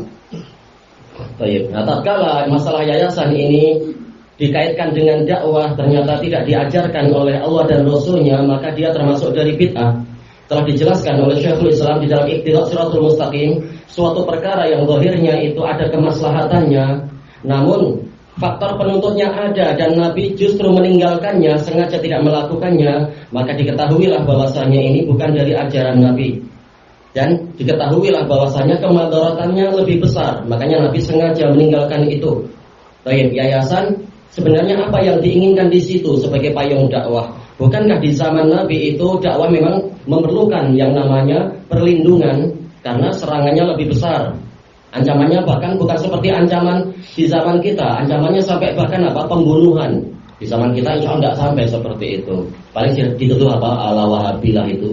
Cuma gitu aja. Atau dipukul orang barangkali. Tapi ini jarang. Di zaman Nabi sampai tingkat pembunuhan. Tapi ternyata Nabi SAW tidak melakukan yang seperti itu. Mencukupkan dengan apa yang dimubahkan oleh Allah Ta'ala. Tidak membuat yayasan atau tidak membuat persatuan ini, persatuan itu, dan sebagainya. Dan juga faktor penuntutnya ada, yaitu apa? Orang-orang kaya yang perlu digalang dananya, orang-orang miskin yang perlu dipenuhi keperluannya. Di zaman Nabi banyak yang seperti itu. Bahkan apa? Banyak sahabat dan sahabiat hanya memiliki satu kain. Kita alhamdulillah dalam lemari banyak juga. Tetapi ternyata Nabi SAW tidak mengajarkan membuat yayasan di dalam dakwah. Maka ini adalah kebid'ahan. Ini masuk dalam sunnah tarkiyah. Nabi sengaja meninggalkan pola-pola yang seperti itu. Baik, makanya dijelaskan oleh Az-Zarkashi di dalam kitab beliau Al-Bahrul Muhit dalam usul fikih. Demikian pula Imam Ibnul Qayyim dalam I'lamul Muwaqqi'in. Perkara yang sengaja ditinggalkan oleh Nabi dalam keadaan penuntutnya ada, maka berarti perkara itu memang bukan diajarkan oleh Nabi dan wajib untuk dihindari. Ini masuk dalam perkara bid'ah. Tatkala dikaitkan dengan urusan agama. Nah, apabila hujjah telah ditegakkan, maka yang menyimpang dari itu tentunya apa? Orangnya wajib dihindari. Setelah orangnya paham hujjah, bukan sekedar bulu-bulu hujjah. Sekedar hujjah sampai Quran hujjah, tapi belum tentu orang paham isi Quran. Kutubus sittah hujjah, tapi kalau kita kasih kutubus sittah belum tentu dia paham apa yang diinginkan dari isi kitab ini, apa keterkaitan dengan kesalahan saya, dia belum paham. Tapi kalau memang sudah dijelaskan ini dan itu, syubhat-syubhatnya telah dibantah, namun kemudian dia yang sengaja membangkang, maka dia wajib dihindari. Allah Subhanahu wa taala telah berfirman, "Fa'rid 'amman tawalla an dzikrina wa lam yurid illa al-hayatad dunya." Maka berpalinglah engkau dari orang yang berpaling dari peringatan kami dan tidak menginginkan kecuali kehidupan dunia. Orang yang ingin membuat yayasan dalam dakwah tujuannya apa sih? Ujung-ujungnya dunia. Seperti dulu waktu di Damas sebagian Lukmaniun mereka sendiri mengatakan orang yang tidak memakai yayasan itu nanti dapurnya tidak ngebul katanya. Ini malah masuk kepada apa? Kesyirikan nanti, na'udzubillah. Kayak yayasan dijadikan sebagai apa? Sebab untuk sesuatu yang sebenarnya dia bukan sebab. Sebagai sebab sesuatu yang dia itu bukan sebab. Memangnya rezeki itu hanya dari yayasan. Sampai sekarang ikhwan yang tak punya yayasan ternyata masih hidup juga. Kayak sementara yang diajak, yang punya yayasan tahu-tahu digeruduk massa juga. Akhirnya apa? Akhirnya malah bermasalah besar dan sebagainya. Ini menunjukkan dia bukan sebab keselamatan, bukan pula payung dakwah. Baik. Nah, ujung-ujungnya memang yang mencari yayasan, yang membuat yayasan ujung-ujungnya adalah untuk apa? Mencari dunia. Atau ucapan sebagian orang yang sekarang dianggap sebagai ustadz, dia mengatakan kalau kita ikut pola-pola Yaman yang tidak pakai yayasan lah atau apa-apa, nah, dia tidak akan hidup enak. Ini berarti engkau beragama untuk apa? Sekedar cari dunia, cari hidup enak, tidak siap untuk hidup susah seperti para nabi dan para sahabat. Baik. Demikian pula masalah donasi, yaitu penggalangan dana. Rasulullah SAW pernah menggalang dana, tetapi status beliau sebagai apa? Sebagai waliul amr, memang berhak untuk menggalang dana, menyemangati masyarakat, menolong sesama, dan dengan apa? Mengumpulkan duit itu. Tapi Nabi tidak mengajarkan para sahabat melakukan yang seperti itu. Bahkan dalil-dalil mutawatir yang melarang perbuatan yang seperti itu. Baik. Berarti tahulah kita yang Nabi praktekkan bukan status untuk kita teladani dari sisi apa? Nabi mengumpulkan dana, kita mengumpulkan dana, tidak. Tetapi apa? Karena status Nabi adalah sebagai waliul amr, berhak untuk menuntut yang seperti itu. Buktinya Nabi nggak menyuruh para sahabat melakukan pola yang seperti itu. Sahabat-sahabat yang bukan waliul amr, bukan pemerintah. Demikian pula masalah video, hadisnya adalah mutawatir tentang haramnya gambar dan ilahnya jelas. Allah Ta'ala mengatakan dalam hadis qudsi, wa man adlamu mimman yadhabu yakhluqu ka khalqi. Siapakah yang lebih zalim daripada orang yang mencoba mencipta seperti ciptaanku? Baik, man di sini adalah sebagai apa? Soal ingkari, bimana nafi, yaitu tidak ada yang lebih zalim daripada orang yang mencoba meniru Allah. Baik, padahal di zaman itu, di zaman Nabi Muhammad SAW, gambar masih sangat sederhana. Itu pun sudah dikatakan mencoba meniru ciptaan Allah. Bagaimana sekarang yang mampu berbicara, mampu tertawa, mampu bersedih, mampu menangis? Jelas ini lebih menyerupai ciptaan Allah, lebih layak untuk dimurkai oleh Allah Ta'ala. Dan dalil-dalil mutawatir tentang masalah ini, semakin menyerupai ciptaan Allah, berarti apa? Semakin melakukan munazaah terhadap rububiyahnya Allah Ta'ala, maka semakin terancam sebagai apa? Pelaku dosa besar. Bahkan apa? Termasuk yang siksaannya paling besar. Ini adalah maksiat, ini dosa besar, termasuk kabair. Kalau diniatkan untuk sebagai dakwah ibadah, maka ini masuk kepada kebid'ahan, menggunakan maksiat untuk beribadah kepada Allah Ta'ala. Sebagaimana dijelaskan Syekhul Islam dalam Majmu'ul Fatawa, orang yang beribadah kepada Allah dengan cara minum khamr agar akalnya hilang, kemudian intrens, agar kemudian melakukan apa? Manunggaling kawula Gusti, istilahnya kalau zaman kita ya. Bersatu Allah dengan Tuhan, dengan apa? Dengan hambanya, hamba dengan Tuhannya. Atau apa? Sengaja beribadah dengan pola mencukur rambut, padahal tidak sedang terkait dengan manasik haji atau apa. Nah, ini adalah beribadah dengan maksiat, maka mereka, kata Syekhul Islam, adalah mubtadi'. Maka kalau sudah tegak hujah dan orangnya masih melakukan seperti itu atau bergaul dengan orang-orang itu, maka dia dihukumi sama dengan orang-orang tadi, yaitu apa? Dihajar dan ditakdir. Wallahu a'lam. Insyaallah soal hanya satu kan? Alhamdulillah.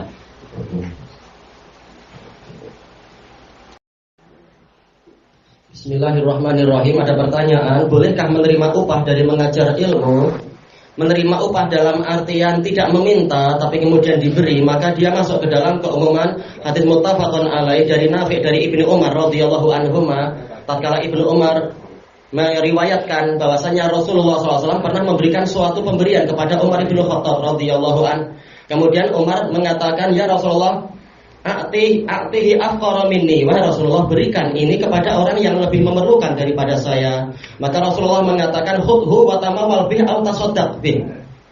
Ambillah dia ini, ambillah pemberian ini, kemudian jadikan itu sebagai bagian dari hartamu atau engkau sedekahkan dia. Fama atakum min hadzal mal wa anta, fama ataka min hadzal mal wa anta ghairu musyrifil qalbi fi wala sa'il. Harta apapun yang datang kepadamu dalam keadaan engkau tidak mengharap-harapkannya dan juga engkau tidak memintanya, fakhudh bih, maka ambillah dia.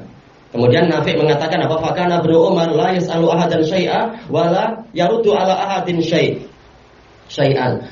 Maka Ibnu Umar dia tidak pernah meminta sesuatu kepada orang lain dan tidak pernah menolak pemberian orang lain. Jadi kalau sekedar diberi tanpa meminta, boleh kita terima, ini tidak masalah.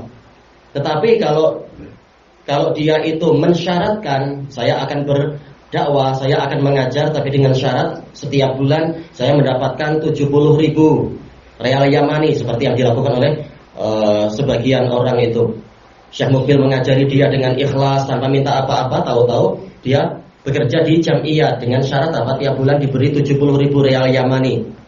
Di masa itu, bukan sekarang, mata uang yang dulu, yang masih sangat tinggi nilainya. Nah, seperti ini yang dibahas panjang lebar oleh para ulama. Ada sebagian yang mengharamkannya, terang-terangan mengatakan ini haram, seperti kelompok Ahnaf. Hanafiyah mengatakan ini haram. Adapun Malikiyah, Syafi'iyah dan Hanabilah, kebanyakan dari mereka mengatakan ini adalah makruh, tidak sampai haram. Baik, yang mengatakan haram dengan dalil-dalil yang banyak, sebagaimana dalilnya telah disebutkan oleh Imam Asy-Shinqiti, dan Asy-Shinqiti termasuk yang memilih bahwasanya ini adalah haram. Tetapi semua hadisnya itu kenyataannya adalah dhaif. Anak dulu diminta membahas ini dalam keadaan anak meyakini memang ini adalah haram, yaitu sengaja meminta atas nama dakwah. Tetapi ternyata tatkala kita teliti dengan kita ikuti penjelasan para mutaqaddimin, para ahli ilal yang mengatakan hadis yang ini ternyata berpenyakit, penyakitnya si fulan ini berpenyakit, ternyata memang semua hadis-hadis yang ada itu telah dibahas oleh para ahli ilal. Ahli ilal bukan zaman sekarang ya, bukan. Tapi ahli ilal di zaman-zaman para muhaddisin dulu, ternyata semuanya memang dhaif, berpenyakit. Baik. Tapi ada satu hadis yang hasan yang juga yang diriwayatkan, yang disebutkan oleh Imam Al-Wadi'i rahimahullahu taala di dalam Jami'us Shahih beliau terkait dengan Qari'ul Quran. Rasulullah mengatakan iqra'u fakullukum muhsin, bacalah oleh kalian semua telah berbuat kebaikan. Kemudian mengatakan sayati 'alan nasi zamanun, ada suatu masa yang menimpa seseorang yang di situ qaumun yaqra'unal Quran, mereka sekelompok orang yang membaca Al-Quran, wa yuqimunahu kama yuqimuna, disebutkan situ an-nabil fil qadah, mereka menegakkannya seperti menegakkan anak-anak panah di dalam kotaknya itu, yaitu betul-betul menyusunnya dengan sangat rapi, yaitu tajwidnya sangat hebat. Kemudian dikatakan yu'ajjilunahu wa la yu'ajjilunah, tapi mereka menyegerakan mencari upahnya, bukan menundanya di hari kiamat. Rasulullah tidak mengatakan haram, tetapi kalimat seperti ini polanya adalah pola karohah, yaitu dibenci. Beribadah meniatkannya adalah untuk mencari dunia, bukan untuk mencari akhirat. Baik. Ini polanya adalah pola pembencian, pola kemakruhan. Sementara kita dihadapkan dengan hadis yang lain yang diriwayatkan oleh Imam Bukhari tentang hadis Ibni Abbas radhiyallahu anhuma, yang mana Rasulullah SAW mengatakan kalau tak salah lafadznya itu, ma min syai'in ahaqqu bil ujrati min hadzal Quran, tidak ada yang lebih berhak untuk diambil upahnya daripada Quran ini. Dan juga hadis Abi Sa'id Al-Khudri muttafaqun alaih, tentang yang mana beliau tidak mau meruqyah kecuali dengan mendapatkan upah dan sebagainya. Nah, jumhur ulama termasuk Imam Ibnu Utsaimin dan yang lain-lain mengatakan kalau dia meminta upah, maka masalah bolehnya boleh disertai dengan kemakruhan, dengan hadis yang tadi itu hukumnya makruh. Tetapi kalau dia minta upah dunia, berarti jangan mengatakan saya fisabilillah, saya ibadah. Enggak. Ibadah itu syaratnya adalah ikhlas, bukan malah meminta upah.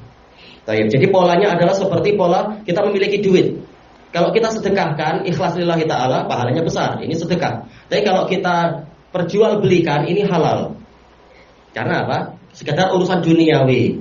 Maka hukumnya adalah sekedar urusan duniawi. Tidak layak kemudian dia dikatakan saya mengajar ini fisabilillah. Bagaimana fisabilillah sementara Anda meminta upah dan Anda menyelisihi jalan yang ditempuh oleh para nabi. Qul la as'alukum alaihi min ajrin in huwa illa dzikra lil alamin.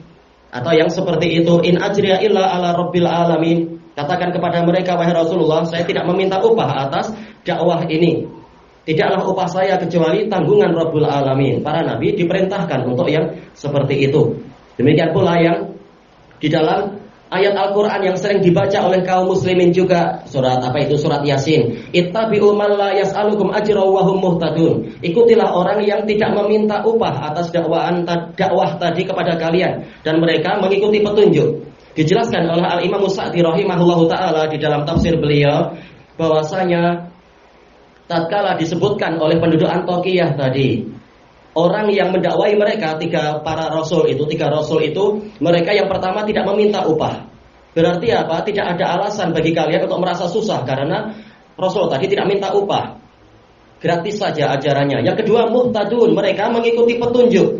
Ini semakin menguatkan untuk tidak ada alasan lagi mereka di atas jalan yang lurus. Dengan alasan apa kalian menolak? Jalannya sudah lurus dan juga apa? Dia tidak minta upah. Disebutkan oleh Imam Al-Qassab Al-Karji rahimahullah dalam tafsir beliau An-Nukat. Beliau murid dari Ibnu Hazm, tafsirnya bagus sekali. Beliau mengatakan bahwasanya harta itu sangat mulia di sisi manusia. Ya, kita pagi sore siang malam bekerja untuk mencari harta, menunjukkan harta itu sangat mulia. Maka kalau dalam dakwah itu justru si dai-nya minta upah, ini akan menyusahkan orang, menyebabkan orang lari dari dakwah. Untuk apa saya ikut dia, ujung-ujungnya paling nanti minta amplop misalkan. Yang seperti ini menyebabkan orang lari dari dakwah. Makanya Nabi dilarang untuk meminta upah seperti itu. Nabi diperintahkan untuk mengatakan saya tidak minta upah. Tapi dalil-dalil yang lain mengisyaratkan, menunjukkan bahwasanya apa yang seperti ini tidak sampai haram, tetapi dia adalah makruh. Ini kesimpulan dengan menggabungkan dalil-dalil yang ada. Tapi kalau dia mensyaratkan sehingga banyak orang terhalangi dari ilmu, karena banyak orang yang fakir tidak dapat ilmu kecuali dengan membayar dan mereka tidak mampu, maka ini menjadi haram. Karena apa? Menghalangi orang dari jalan Allah. Tidak boleh engkau ngaji di tempat ini kecuali bayar sebulan sekian. Padahal tak ada duit, akhirnya tak jadi mengaji, tidak jadi mengaji. Ya, ini dosa, menghalangi orang dari jalan Allah.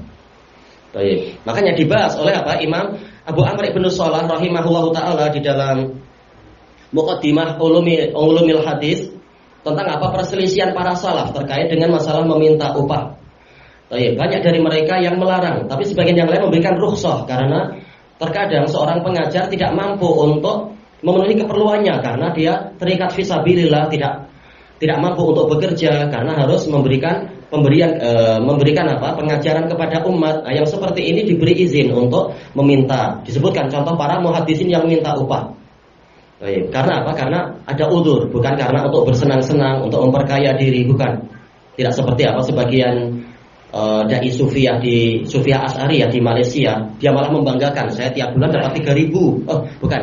Setiap dakwah, setiap kali saya datang di undangan, saya dapat 3.000. 3.000 itu mungkin apa? 10 juta rupiah. Yang lain malah membanggakan, nih saya dapat BMW dengan sebab dakwah. Ini naudzubillah, demi memperkaya diri. Umat yang kerja, dia yang enak-enak dakwah kemana? Ke ajaran yang entah bagaimana pula. Ya, yang seperti ini adalah orang yang sangat tercela. Naudzubillah, dakwah diniatkan untuk betul-betul mencari dunia, bukan karena suatu udzur. Adapun yang ada udzur, maka dia dimaafkan. Memang ini khilaf sejak dulu para ulama hukum dari apa? Meminta upah. Tapi kalau menerima pemberian tanpa dia meminta, maka ini adalah halal. Bagaimana wakaf pada masjid yayasan? Maksudnya gimana? Wakaf tambahan kah? Masjidnya sudah ada, masjid yayasan sudah ada gitu. Terus ada perluasan. Seandainya masih ada masjid yang lain, itu lebih baik agar tidak masuk kepada kebid'ahan, mendukung kebid'ahan. Telah dijelaskan oleh para ulama, setiap maksiat dan bid'ah itu ada kemadaratannya. Di antara kemadaratannya adalah terjadinya at-tahzib, yaitu pengelompokan, seperti yang terjadi di Uni Emirat Arab dan yang lain-lain itu, yang tidak masuk menjadi anggota yayasan tidak dibantu, tetapi yang ikut anggota yayasan dibantu. Ini akhirnya apa? Bukan lagi innamal mu'minuna ikhwah, hanyalah kaum mukminin itu saudara, bukan, tapi hanya golongan dia yang dibantu.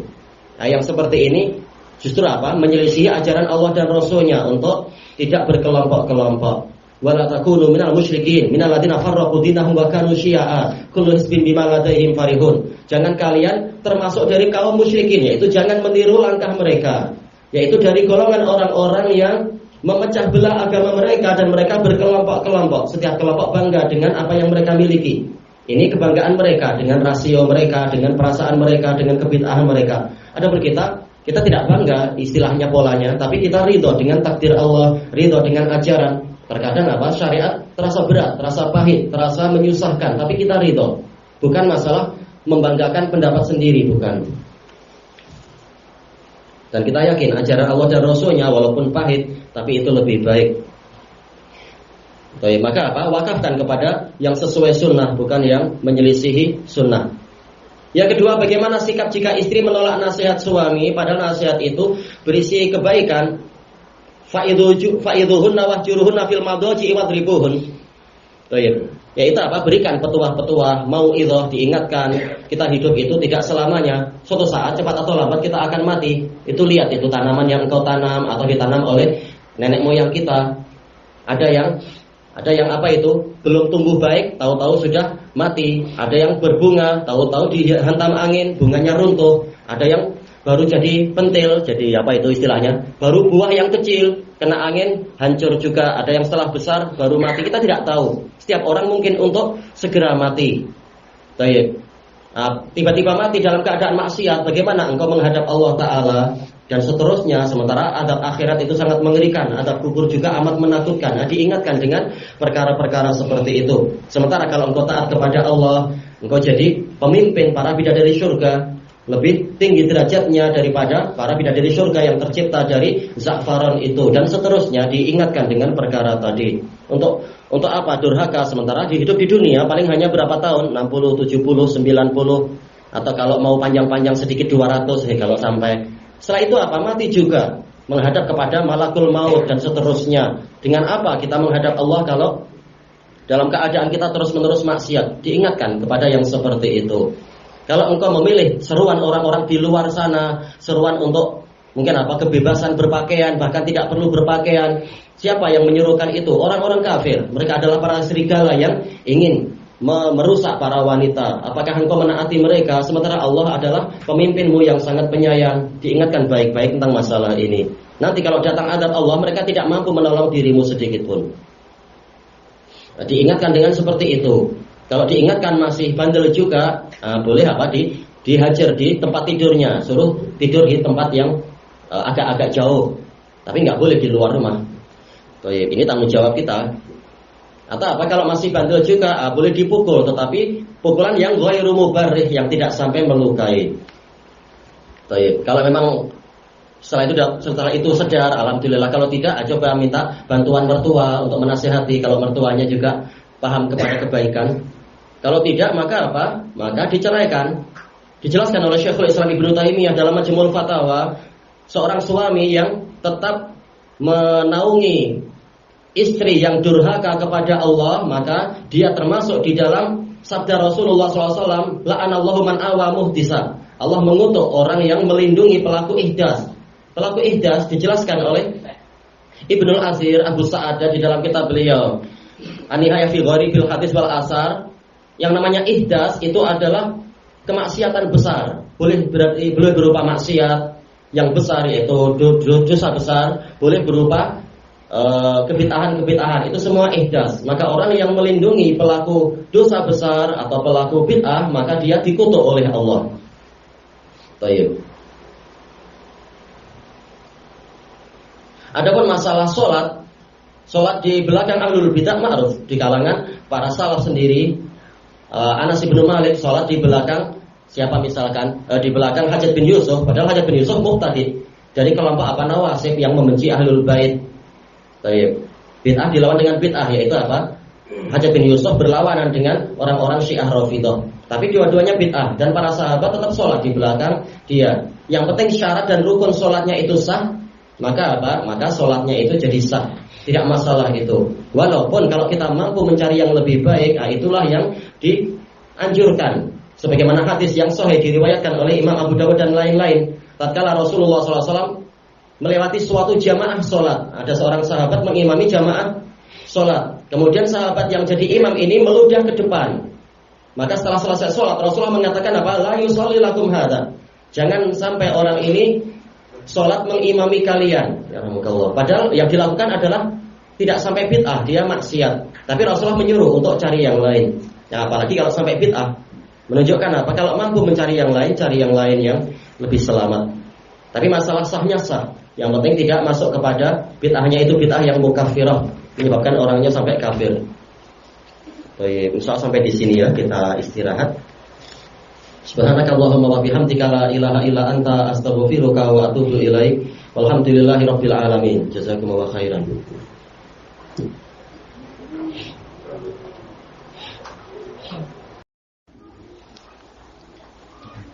Waalaikumsalam warahmatullahi wabarakatuh. Ini tadi adalah pertanyaan-pertanyaan yang sangat bagus terkait dengan keadaan di lapangan juga. Untuk permasalahan yang pertama, seruan untuk menyamakan atau bahkan mungkin mengganti itu. Mengganti assalamualaikum menjadi selamat pagi atau selamat malam. Atau mungkin kalau celaka berarti selamat mati nanti. Na'udzubillah. Enggak, ini itu aja tambahan aja. Padahal ini tentunya sangat lain. Kalau kita katakan selamat pagi, apa sih artinya? Semoga Anda diberi keselamatan di waktu pagi. Kenapa bakhil sekali? Kenapa pelit sangat? Kenapa cuma di waktu pagi? Terus nanti waktu siang mati gimana? Kasihan nggak didoakan. Maka memang khairul hadiyi Rasulullah sallallahu alaihi wasallam. Sebaik-baik jalan atau huda, yaitu petunjuk, adalah jalan atau petunjuk Rasulullah sallallahu alaihi wasallam. Tidak ada yang lebih baik dari itu, yaitu kalimat assalamualaikum warahmatullahi wabarakatuh.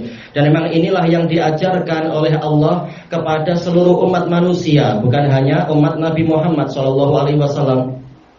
Sebagaimana dalam hadis yang sahih, hadis dari Abi Hurairah radhiyallahu anhu, diriwayatkan oleh Bukhari dan lain-lain, dan juga diriwayatkan oleh Ibnu Khuzaimah dalam sunnah, dalam sahih beliau. Tatkala Allah Ta'ala menciptakan Nabi Adam, kemudian dengan cerita yang panjang penciptaan itu, kemudian Allah Ta'ala menyuruh kepada Nabi Adam untuk datang kepada rombongan malaikat itu. Kemudian ucapkan salam kepada mereka dan dengarkan apa yang menjadi jawaban mereka. Maka Nabi Adam datang kepada mereka mengatakan assalamualaikum. Kemudian mereka mengatakan waalaikumsalam warahmatullah. Ada tambahan. Kemudian Allah Ta'ala mengatakan fatilka tahiyyatuka wa tahiyyatu dzurriyyatika min ba'dik. Maka itu adalah penghormatan untukmu dan penghormatan untuk keturunan-keturunanmu sepeninggalmu. Jadi sejak dari zaman Nabi Adam, ajarannya bukan selamat pagi, selamat malam, selamat petang, tapi adalah apa? Assalamualaikum. Baik, maka sebagian orang yang memang membuat kebid'ahan di dalam agama, memang mereka merubah menjadi apa, good morning atau good apa itu, atau good afternoon. Ini adalah bid'ah mereka, tidak mengikuti ajaran para nabi dan rasul. Lalu sebagian muslimin malah mengadopsi itu ke dalam ajaran yang sudah sempurna ini, dan ini adalah kerugian besar. Padahal apa? Kalimat assalamualaikum tak mungkin digantikan dengan kalimat good tadi atau selamat ini selamat itu tadi. Telah disebutkan oleh Al-Imam Ibnul Qayyim rahimahullahu ta'ala di dalam Bada'iul Fawaid, tatkala mensyarah kalimat ini assalamualaikum warahmatullahi wabarakatuh. Assalam ini memiliki dua sudut pandang. Sudut pandang yang pertama adalah berupa doa, yaitu apa?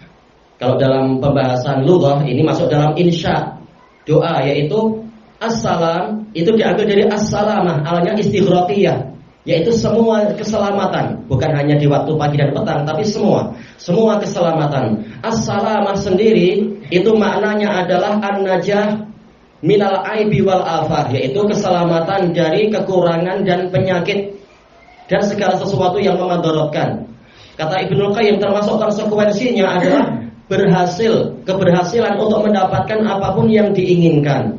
Dan tidak mungkin kalimat ini dicukupi dengan sekedar istilah selamat pagi. Apalagi kalimat ini bersifat umum, keselamatan di dalam segala masa, bukan hanya pagi ataupun petang. Baik, makanya yang mengatakan selamat pagi, selamat siang ini sebenarnya adalah pelit. Kenapa hanya pagi dan petang? Bagaimana dengan masa yang lain? Makanya kalimat dari Allah dan Rasulnya tidak mungkin tergantikan oleh usaha-usaha yang dibuat oleh manusia tadi itu. Jadi ketika seseorang mengatakan kepada saudaranya assalamualaikum, maknanya adalah semoga seluruh keselamatan dan dengan segala jenisnya dan di seluruh masa dan keberhasilan mendapatkan apapun yang diinginkan tercurah kepadamu. Ini doa yang sangat hebat. Ditambah dengan warahmatullah. Kita tahu rahmat artinya ismun jami'un likulli khair, suatu nama atau istilah yang mencakupi semua kebaikan. Apalagi ditambah dengan apa? Wabarakatuh. Al-barakah itu diambil dari al-birkah, yaitu mujtama'ul ma, tempat berkumpulnya air. Barokah dikatakan barokah karena dia menunjukkan apa? Subutul khair wa nama'uhu syai'an ba'da syai', yaitu tetapnya kebaikan dan pertambahan kebaikan itu sedikit demi sedikit terus menerus datang sebagaimana telaga yang menerima air. Baik, nah tatkala dia itu menunjukkan kepada jumlah yang banyak, maka didatangkan dengan pola apa itu jamak. mu'annas salim. Yang lain-lain sekedar apa? Mufrad, assalam. Kemudian ar-rahmah. Yang ini barokat, yaitu dengan apa? Jamak mu'annas salim. Atau mulhaq bi jam'il mu'annas salim, misalkan yang mengatakan mulhaq. Intinya doa yang datang dari ajaran Allah dan Rasulnya tak mungkin digantikan. Tidak mungkin bisa digantikan oleh kebid'ahan yang dilakukan oleh orang-orang sekuler tadi, entah sekuler atau yang terpengaruh oleh ajaran-ajaran ilmaniyah tadi itu. Itu sudut pandang yang pertama. Assalam dari sudut pandang insya, dia adalah doa. Yang kedua, dari sudut pandang ikhbar, dia adalah salah satu dari nama-nama Allah, yaitu assalam. Makna pertama adalah yang dia sendiri maha sempurna, selamat dari aib dan kekurangan. Yang kedua, assalam bermakna musallim, yang memberikan keselamatan kepada para hambanya. Maka seakan-akan apabila seseorang berkata kepada saudaranya assalamualaikum, yaitu semoga Allah yang maha sempurna dan maha memberikan keselamatan itu selalu menyertai dirimu. Kalimat ini tak mungkin digantikan dengan istilah selamat pagi dan selamat petang. Maka yang mengajarkan tadi memang apa? Merugikan kaum muslimin pada hakikatnya. Baik, sayang kalau hanya doa yang sifatnya adalah sangat pendek, sangat cacat itu tadi, menggantikan doa yang sudah sangat sempurna. Ini kerugian yang sangat besar. Makanya memang layak untuk diingkari. Salah ajaran yang batil tadi itu. Yang mengingkari dapat pahala besar. Allah Ta'ala mengatakan wa takum minkum ummatun yad'una ilal khair wa ya'muruna bil ma'ruf wa yanhauna 'anil munkar wa ulaika humul muflihun. Hendaknya ada sekelompok orang dari kalian yang mereka itu mengajak kepada kebaikan, memerintahkan kepada yang ma'ruf, mencegah dari yang mungkar, dan mereka itulah orang-orang yang beruntung. Allah menjanjikan keberuntungan untuk orang-orang yang mau melakukan apa? Amar ma'ruf nahi mungkar, nasihat untuk berbuat baik dan nasihat agar orang menjauhi kemungkaran tadi. Al-muflih itu adalah an-naji minal marhub wal faiz bil matlub, orang yang selamat dari perkara yang dikhawatirkan dan berhasil mendapatkan apa yang diinginkan. Nah, Allah menjanjikan orang yang mau amar ma'ruf nahi mungkar dengan mendapatkan keberuntungan itu tadi. Itu yang pertama. Yang kedua lupa apa masalahnya ya? Masalahnya apa yang kedua itu? Kita mengertikan bahasa Quran atau tentang masalah itu sebenarnya yang nomor 3 ya Zaitun itu ya. Yang nomor 2 tadi apa ya? Warisan, betul warisan. Iya, baik. Iya. Allah Subhanahu wa taala setelah menyebutkan pembagian warisan, Allah Taala mengatakan apa? Yubayyinu Allahu lakum an tadillu wallahu bikulli syai'in alim. Allah menerangkan ini semua agar kalian tidak tersesat. An tadillu ay khasyata an tadillu. Atau apa? Allah tadillu. Intinya agar kalian tidak tersesat. Dan Allah Maha mengetahui segala sesuatu. Jadi pembagian warisan ini bukan dari zat yang tidak tahu, tapi zat yang Maha tahu. Bukan dari seperti manusia membuat peraturan dengan cara apa? Try and error. Coba-coba, kalau salah ya diperbaiki lagi, bongkar pasang. Oh dulu kalau pencuri dihukum penjara 4 bulan kapok, sekarang 5 tahun pun nggak kapok, malah jadi selamat gundul, makin pandai setelah dia di penjara itu. Nah ini kalau hukum itu diserahkan pada manusia yang penuh dengan kekurangan. Tapi tatkala syariat itu datang dari Allah, datang dari zat yang Maha tahu lagi Maha penuh hikmah, maka tidak ada yang cacat di situ. Termasuk dalam warisan telah dijelaskan oleh para ulama, di antara hikmah lidzakari mithlu hadzil unthayain, lelaki mendapatkan 2 kalinya perempuan, ada hikmah yang banyak. Yang pertama, seorang lelaki kalau dia dapat warisan itu bukan untuk dirinya sendiri. Dia wajib menafkahi ayah dan ibunya. Kalau ayah tergantung siapa yang masih hidup ya. Kalau yang masih hidup ibunya ya ibunya. Kalau yang masih hidup ayahnya ya ayahnya. Tatkala mereka memerlukan bantuan. Yang kedua, dia wajib menafkahi anak istri. Yang ketiga, dia sendiri harus mengurusi mahar kalau dia mau kawin lah atau apa.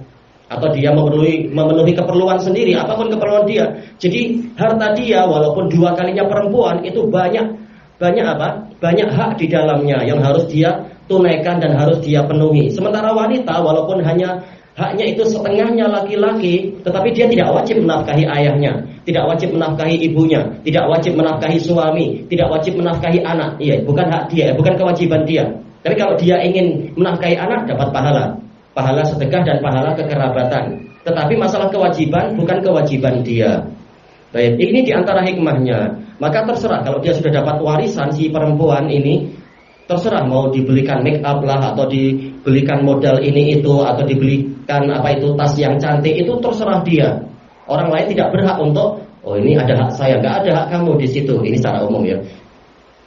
Adapun laki-laki banyak hak di situ, hak orang lain. Makanya hak si suami itu sebenarnya sedikit saja, yaitu harta yang ada untuk dia sendiri sebenarnya itu sedikit.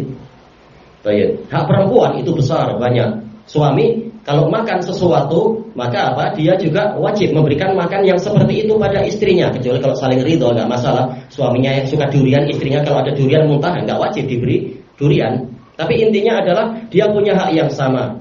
Tapi kalau istri dia makan hamburger, dia nggak wajib memberikan makan yang sama pada suaminya. Bahkan memang dia tidak wajib menafkahi suami. Jadi memang keadaannya sangat lain, dan Allah lebih tahu apa yang layak untuk para hambanya. Allah yang menciptakan manusia, tentunya dia lebih tahu apa yang menjadi kesesuaian untuk manusia itu. Allah Ta'ala mengatakan, ala ya'lamu man khalaq wa huwal latiful khabir. Apakah yang mencipta tidak tahu? Jelas yang mencipta lebih tahu tentang apa yang dia ciptakan. Wa huwal latif, sementara dia adalah yang maha maha lembut. Al-latif itu yang memiliki diqqatu al-ulum, ilmu yang sangat mendetail. Al-khabir itu memiliki khibratut tamah, kepakaran yang sempurna. Zat yang seperti ini pasti dia lebih tahu apa yang bermaslahat untuk para hambanya, lebih tahu untuk laki-laki bagaimana, untuk perempuan bagaimana. Allah yang mengatakan walaisa dzakaru kal unsa, laki-laki tidak seperti perempuan, dan seterusnya. Allah Ta'ala mengatakan walirijali alaihin darajah, kaum lelaki itu memiliki satu derajat di atas para wanita. Allah lebih tahu. Laki-laki wajib berjihad, jihad yang qital dan sebagainya. Wanita tidak wajib itu. Maka bebannya sangat lain. Maka wajar kalau mendapatkan mendapatkan warisan yang lebih banyak, itu wajar karena tanggung jawab dia banyak. Adapun masalah kenyataan, banyak wanita yang banyak bekerja di pabrik rokok misalkan, atau mungkin kerja mana, atau bahkan jadi TKW di Malaysia, atau TKW di Saudi atau ini bukanlah kemaksiatan yang ada tadi menyebabkan syariat berubah. Yang salah yang melakukan kemaksiatan, bukan malah syariat yang disalah-salahkan. Tatkala wanita lebih banyak bekerja, yaitu urusan antara mereka dengan wali mereka, bukan kemudian syariat yang disalah-salahkan dan sebagainya. Bekerja boleh, tetapi yang tidak mengandung maksiat. Tetapi setelah wanita bekerja mendapatkan hasil ini dan itu, tidak merubah syariat. Makanya Rasulullah tahu bahwasanya Zainab, istri dari Ibnu Mas'ud, bekerja. Tapi tidaklah kemudian Rasulullah mengatakan bahwasanya nanti Zainab mendapatkan warisan yang sama dengan kadar lelaki. Tidak demikian. Masalah dia kerja di rumah, menjual ini dan itu, hasilnya dinafkahkan untuk suaminya yang fakir, itu bermaksud fakir, dan juga untuk anak-anak yang ada di dalam pengasuhan dia. Ini amal soleh dia, mendapatkan 2 jenis pahala kata Rasulullah. Tapi tidak merubah hukum dari sisi masalah warisan. Yang wajib dirubah adalah pemikiran orang-orang yang menyimpang. Karena syariat itu la ya'tihil batil min baini yadayhi wala min khalfihi tanzilun min hakimin hamid. Syariat yaitu Al-Qur'an tidak didatangi oleh kebatilan dari arah depan ataupun dari arah belakang, karena dia diturunkan dari zat yang maha penuh hikmah lagi maha terpuji. Adapun masalah sholat yang renggang-renggang dengan alasan orang-orang zaitun yang tersesat itu mengatakan tafassahu, ini adalah menggunakan dalil bukan pada tempatnya. Allah Ta'ala mengatakan idza qila lakum fil majalisi tafassahu fafsahu yafsahillahu lakum. Apabila dikatakan kepada kalian di dalam suatu majelis, berlapang-lapanglah kalian. Tafassahu wazan tafa'al ayat tolabul fasah, mencari kelapangan, yaitu kelapangan untuk duduk agar saudaranya juga mendapatkan faedah. Karena ayat ini bicara masalah majelis ilmu. Wa idza qila lakum susu famsuzu yarfa'illahu alladziina aamanu minkum walladziina utul ilma darajat. Ayat ini bicara masalah majelis ilmu, majelis ifadah dan sebagainya, agar saudaranya itu juga mendapatkan faedah, berlapang-lapang. Tapi untuk masalah sholat, ini di luar pembahasan itu. Untuk masalah sholat, Rasulullah SAW justru memerintahkan untuk taqarabu, hendaknya kalian saling mendekat. Kemudian disuruh untuk menempelkan al-ka'ab bil ka'ab wal mankib bil mankib bagi yang mampu melakukan itu. Dan Rasulullah telah mengatakan, sungguh aku telah melihat syaitan itu masuk di sela-sela barisan kalian bagaikan hatinya itu khinzab, yaitu kalau nggak salah lafadznya ya, anak-anak terlupakan, yaitu kambing kecil. Dan ini menyebabkan akan terjadinya perpecahan. Ini menunjukkan bahwasanya untuk masalah barisan sholat itu justru saling mendekat, saling menempel, jangan memberikan kesempatan syaitan untuk masuk ke celah-celah. Jadi dalil itu diletakkan pada tempatnya. Dan Rasulullah SAW adalah sebagai penjelas bagaimana kita mengamalkan Al-Quran, tidak mengikuti hawa nafsu sendiri, tidak memperhatikan sebab turunnya wahyu dan sebagainya. Makanya tatkala ada seseorang menafsirkan Quran, ditanya oleh Ali bin Abi Thalib, apakah engkau tahu nasikh dan mansukh? Tidak. Apakah engkau tahu sababun nuzul? Tidak. Maka engkau akan merusak lebih banyak daripada memberikan kebaikan. Dia tak tahu sebab turunnya ayat ini terkait dengan apa, dia tidak tahu. Sehingga meletakkan bukan pada tempatnya. Seperti orang-orang Zaitun tadi itu. Baik, masalah sholat memang apa? Wajib rapat. Masalah dalam majelis ilmu memang apa? Berlapang-lapang untuk saudaranya. Ini masing-masing harus diletakkan pada tempatnya. Belum lagi masalah lain, penyimpangan mereka banyak sekali dan parah itu. Seakan-akan memang mereka ini adalah anteknya Yahudi, sampai apa menampilkan apa itu cara penghormatannya Yahudi lah, atau menghina masalah azan barangkali, atau banyak perkara. Para wanita diperbolehkan untuk jadi khotib Jumat. Ini naudzubillah ajaran macam apa itu. Dan menghina, mengatakan Allah Ta'ala tidak berbicara bahasa Arab. Kalau Allah Ta'ala bicara dengan bahasa Arab, berarti Allah Ta'ala tidak akan tahu bagaimana dengan bahasa apa yang disebutkan di situ itu, entah bahasa Sunda atau apa. Ini menghina Allah Ta'ala. Allah tahu segalanya. Bahkan termasuk dari tanda kekuasaan Allah adalah apa? Waqtilafu alsinatikum wa alwanikum. Perbedaan bahasa-bahasa kalian dan warna kulit kalian. Ini Allah yang mengatur, bukan malah Allah yang tidak tahu kalau tidak memakai bahasa yang lain, kalau hanya memakai bahasa Arab. Intinya mereka adalah menghina Allah Ta'ala dan Rasulnya, dan menghina syariat orang-orang Zaitun itu, kecuali yang mengingkari dan berlepas diri dari mereka. Wallahu a'lam. Insyaallah cukup itu ya. Tidak ada jalan keselamatan dari pemikiran-pemikiran yang tersesat kecuali kembali kepada ajaran Allah dan Rasulnya. Dengan apa? Pemahaman para sahabat. Rasulullah SAW mengatakan, fa innahu may ya'ish minkum ba'di fa sayara ikhtilafan katsira. Karena sesungguhnya orang yang masih hidup sepeninggalku nanti di antara kalian, dia akan melihat perselisihan yang banyak. Ini perselisihan. Allah Ta'ala, Rasulullah mengatakan apa? Fa'alaikum bisunnati. Maka kalian wajib berpegang teguh dengan sunnahku, wa sunnatil khulafa'ir rasyidin, dan berpegang dengan sunnah khulafa ar-rasyidin. Ar-rasyidin yaitu yang lurus agamanya, yaitu yang mengamalkan ilmunya. Al-mahdiyin, yang mendapatkan petunjuk, yaitu yang memiliki ilmu yang sempurna atau ilmu yang tinggi. Jadi mereka, para sahabat, menggabungkan antara ilmu dan amal. Tamassaku biha, peganglah dia dengan kuat. Bukan imsiku, tapi tamassaku. Ini adalah sigat mubalaghah, betul-betul pegang erat sunnah Nabi dan para sahabat itu. Wa abdu 'alaiha bin nawajid, dan ikat dan gigitlah dia dengan gigi geraham, bukan gigi yang depan, bukan. Menunjukkan sekuat-kuatnya, jangan kalian lepaskan sunnah yang tadi itu walaupun ada banyak perselisihan. Kemudian wa iyyakum muhdatsatil umur. Setelah tadi berupa tahliyah, menghiasi diri dengan kesetiaan pada sunnah, kemudian tahliyah, mengosongkan diri dari perkara-perkara yang baru, dari kebid'ahan. Setelah tarbiyah, mendidik dengan kesetiaan pada sunnah, kemudian ada yang namanya apa? Tasfiyah, mensucikan diri, membersihkan diri dari perkara-perkara yang baru tadi itu. Wa iyyakum muhdatsatil umur. Hindarkan diri kalian dan hindarilah perkara-perkara yang baru. Fa inna kulla muhdatsatin bid'ah. Karena sesungguhnya setiap perkara yang baru adalah kebid'ahan. Wa kullu bid'atin dhalalah. Nabi tidak mengatakan dhalalah isim fa'il, tapi dhalalah masdar lil mubalaghah. Benar-benar setiap kebid'ahan adalah sangat tersesat. Wa kullu dhalalatin finnar, dan setiap kesesatan ada di dalam neraka. Ini peringatan Nabi untuk menjauh dari yang seperti itu dan agar setia kepada ajaran Nabi dan para sahabat. Wallahu a'lam. Silahkan istirahat. Subhanakallahumma wa bihamdika la ilaha illa anta astaghfiruka wa atubu ilaik. Walhamdulillahirabbil alamin. Jazakumullahu khairan.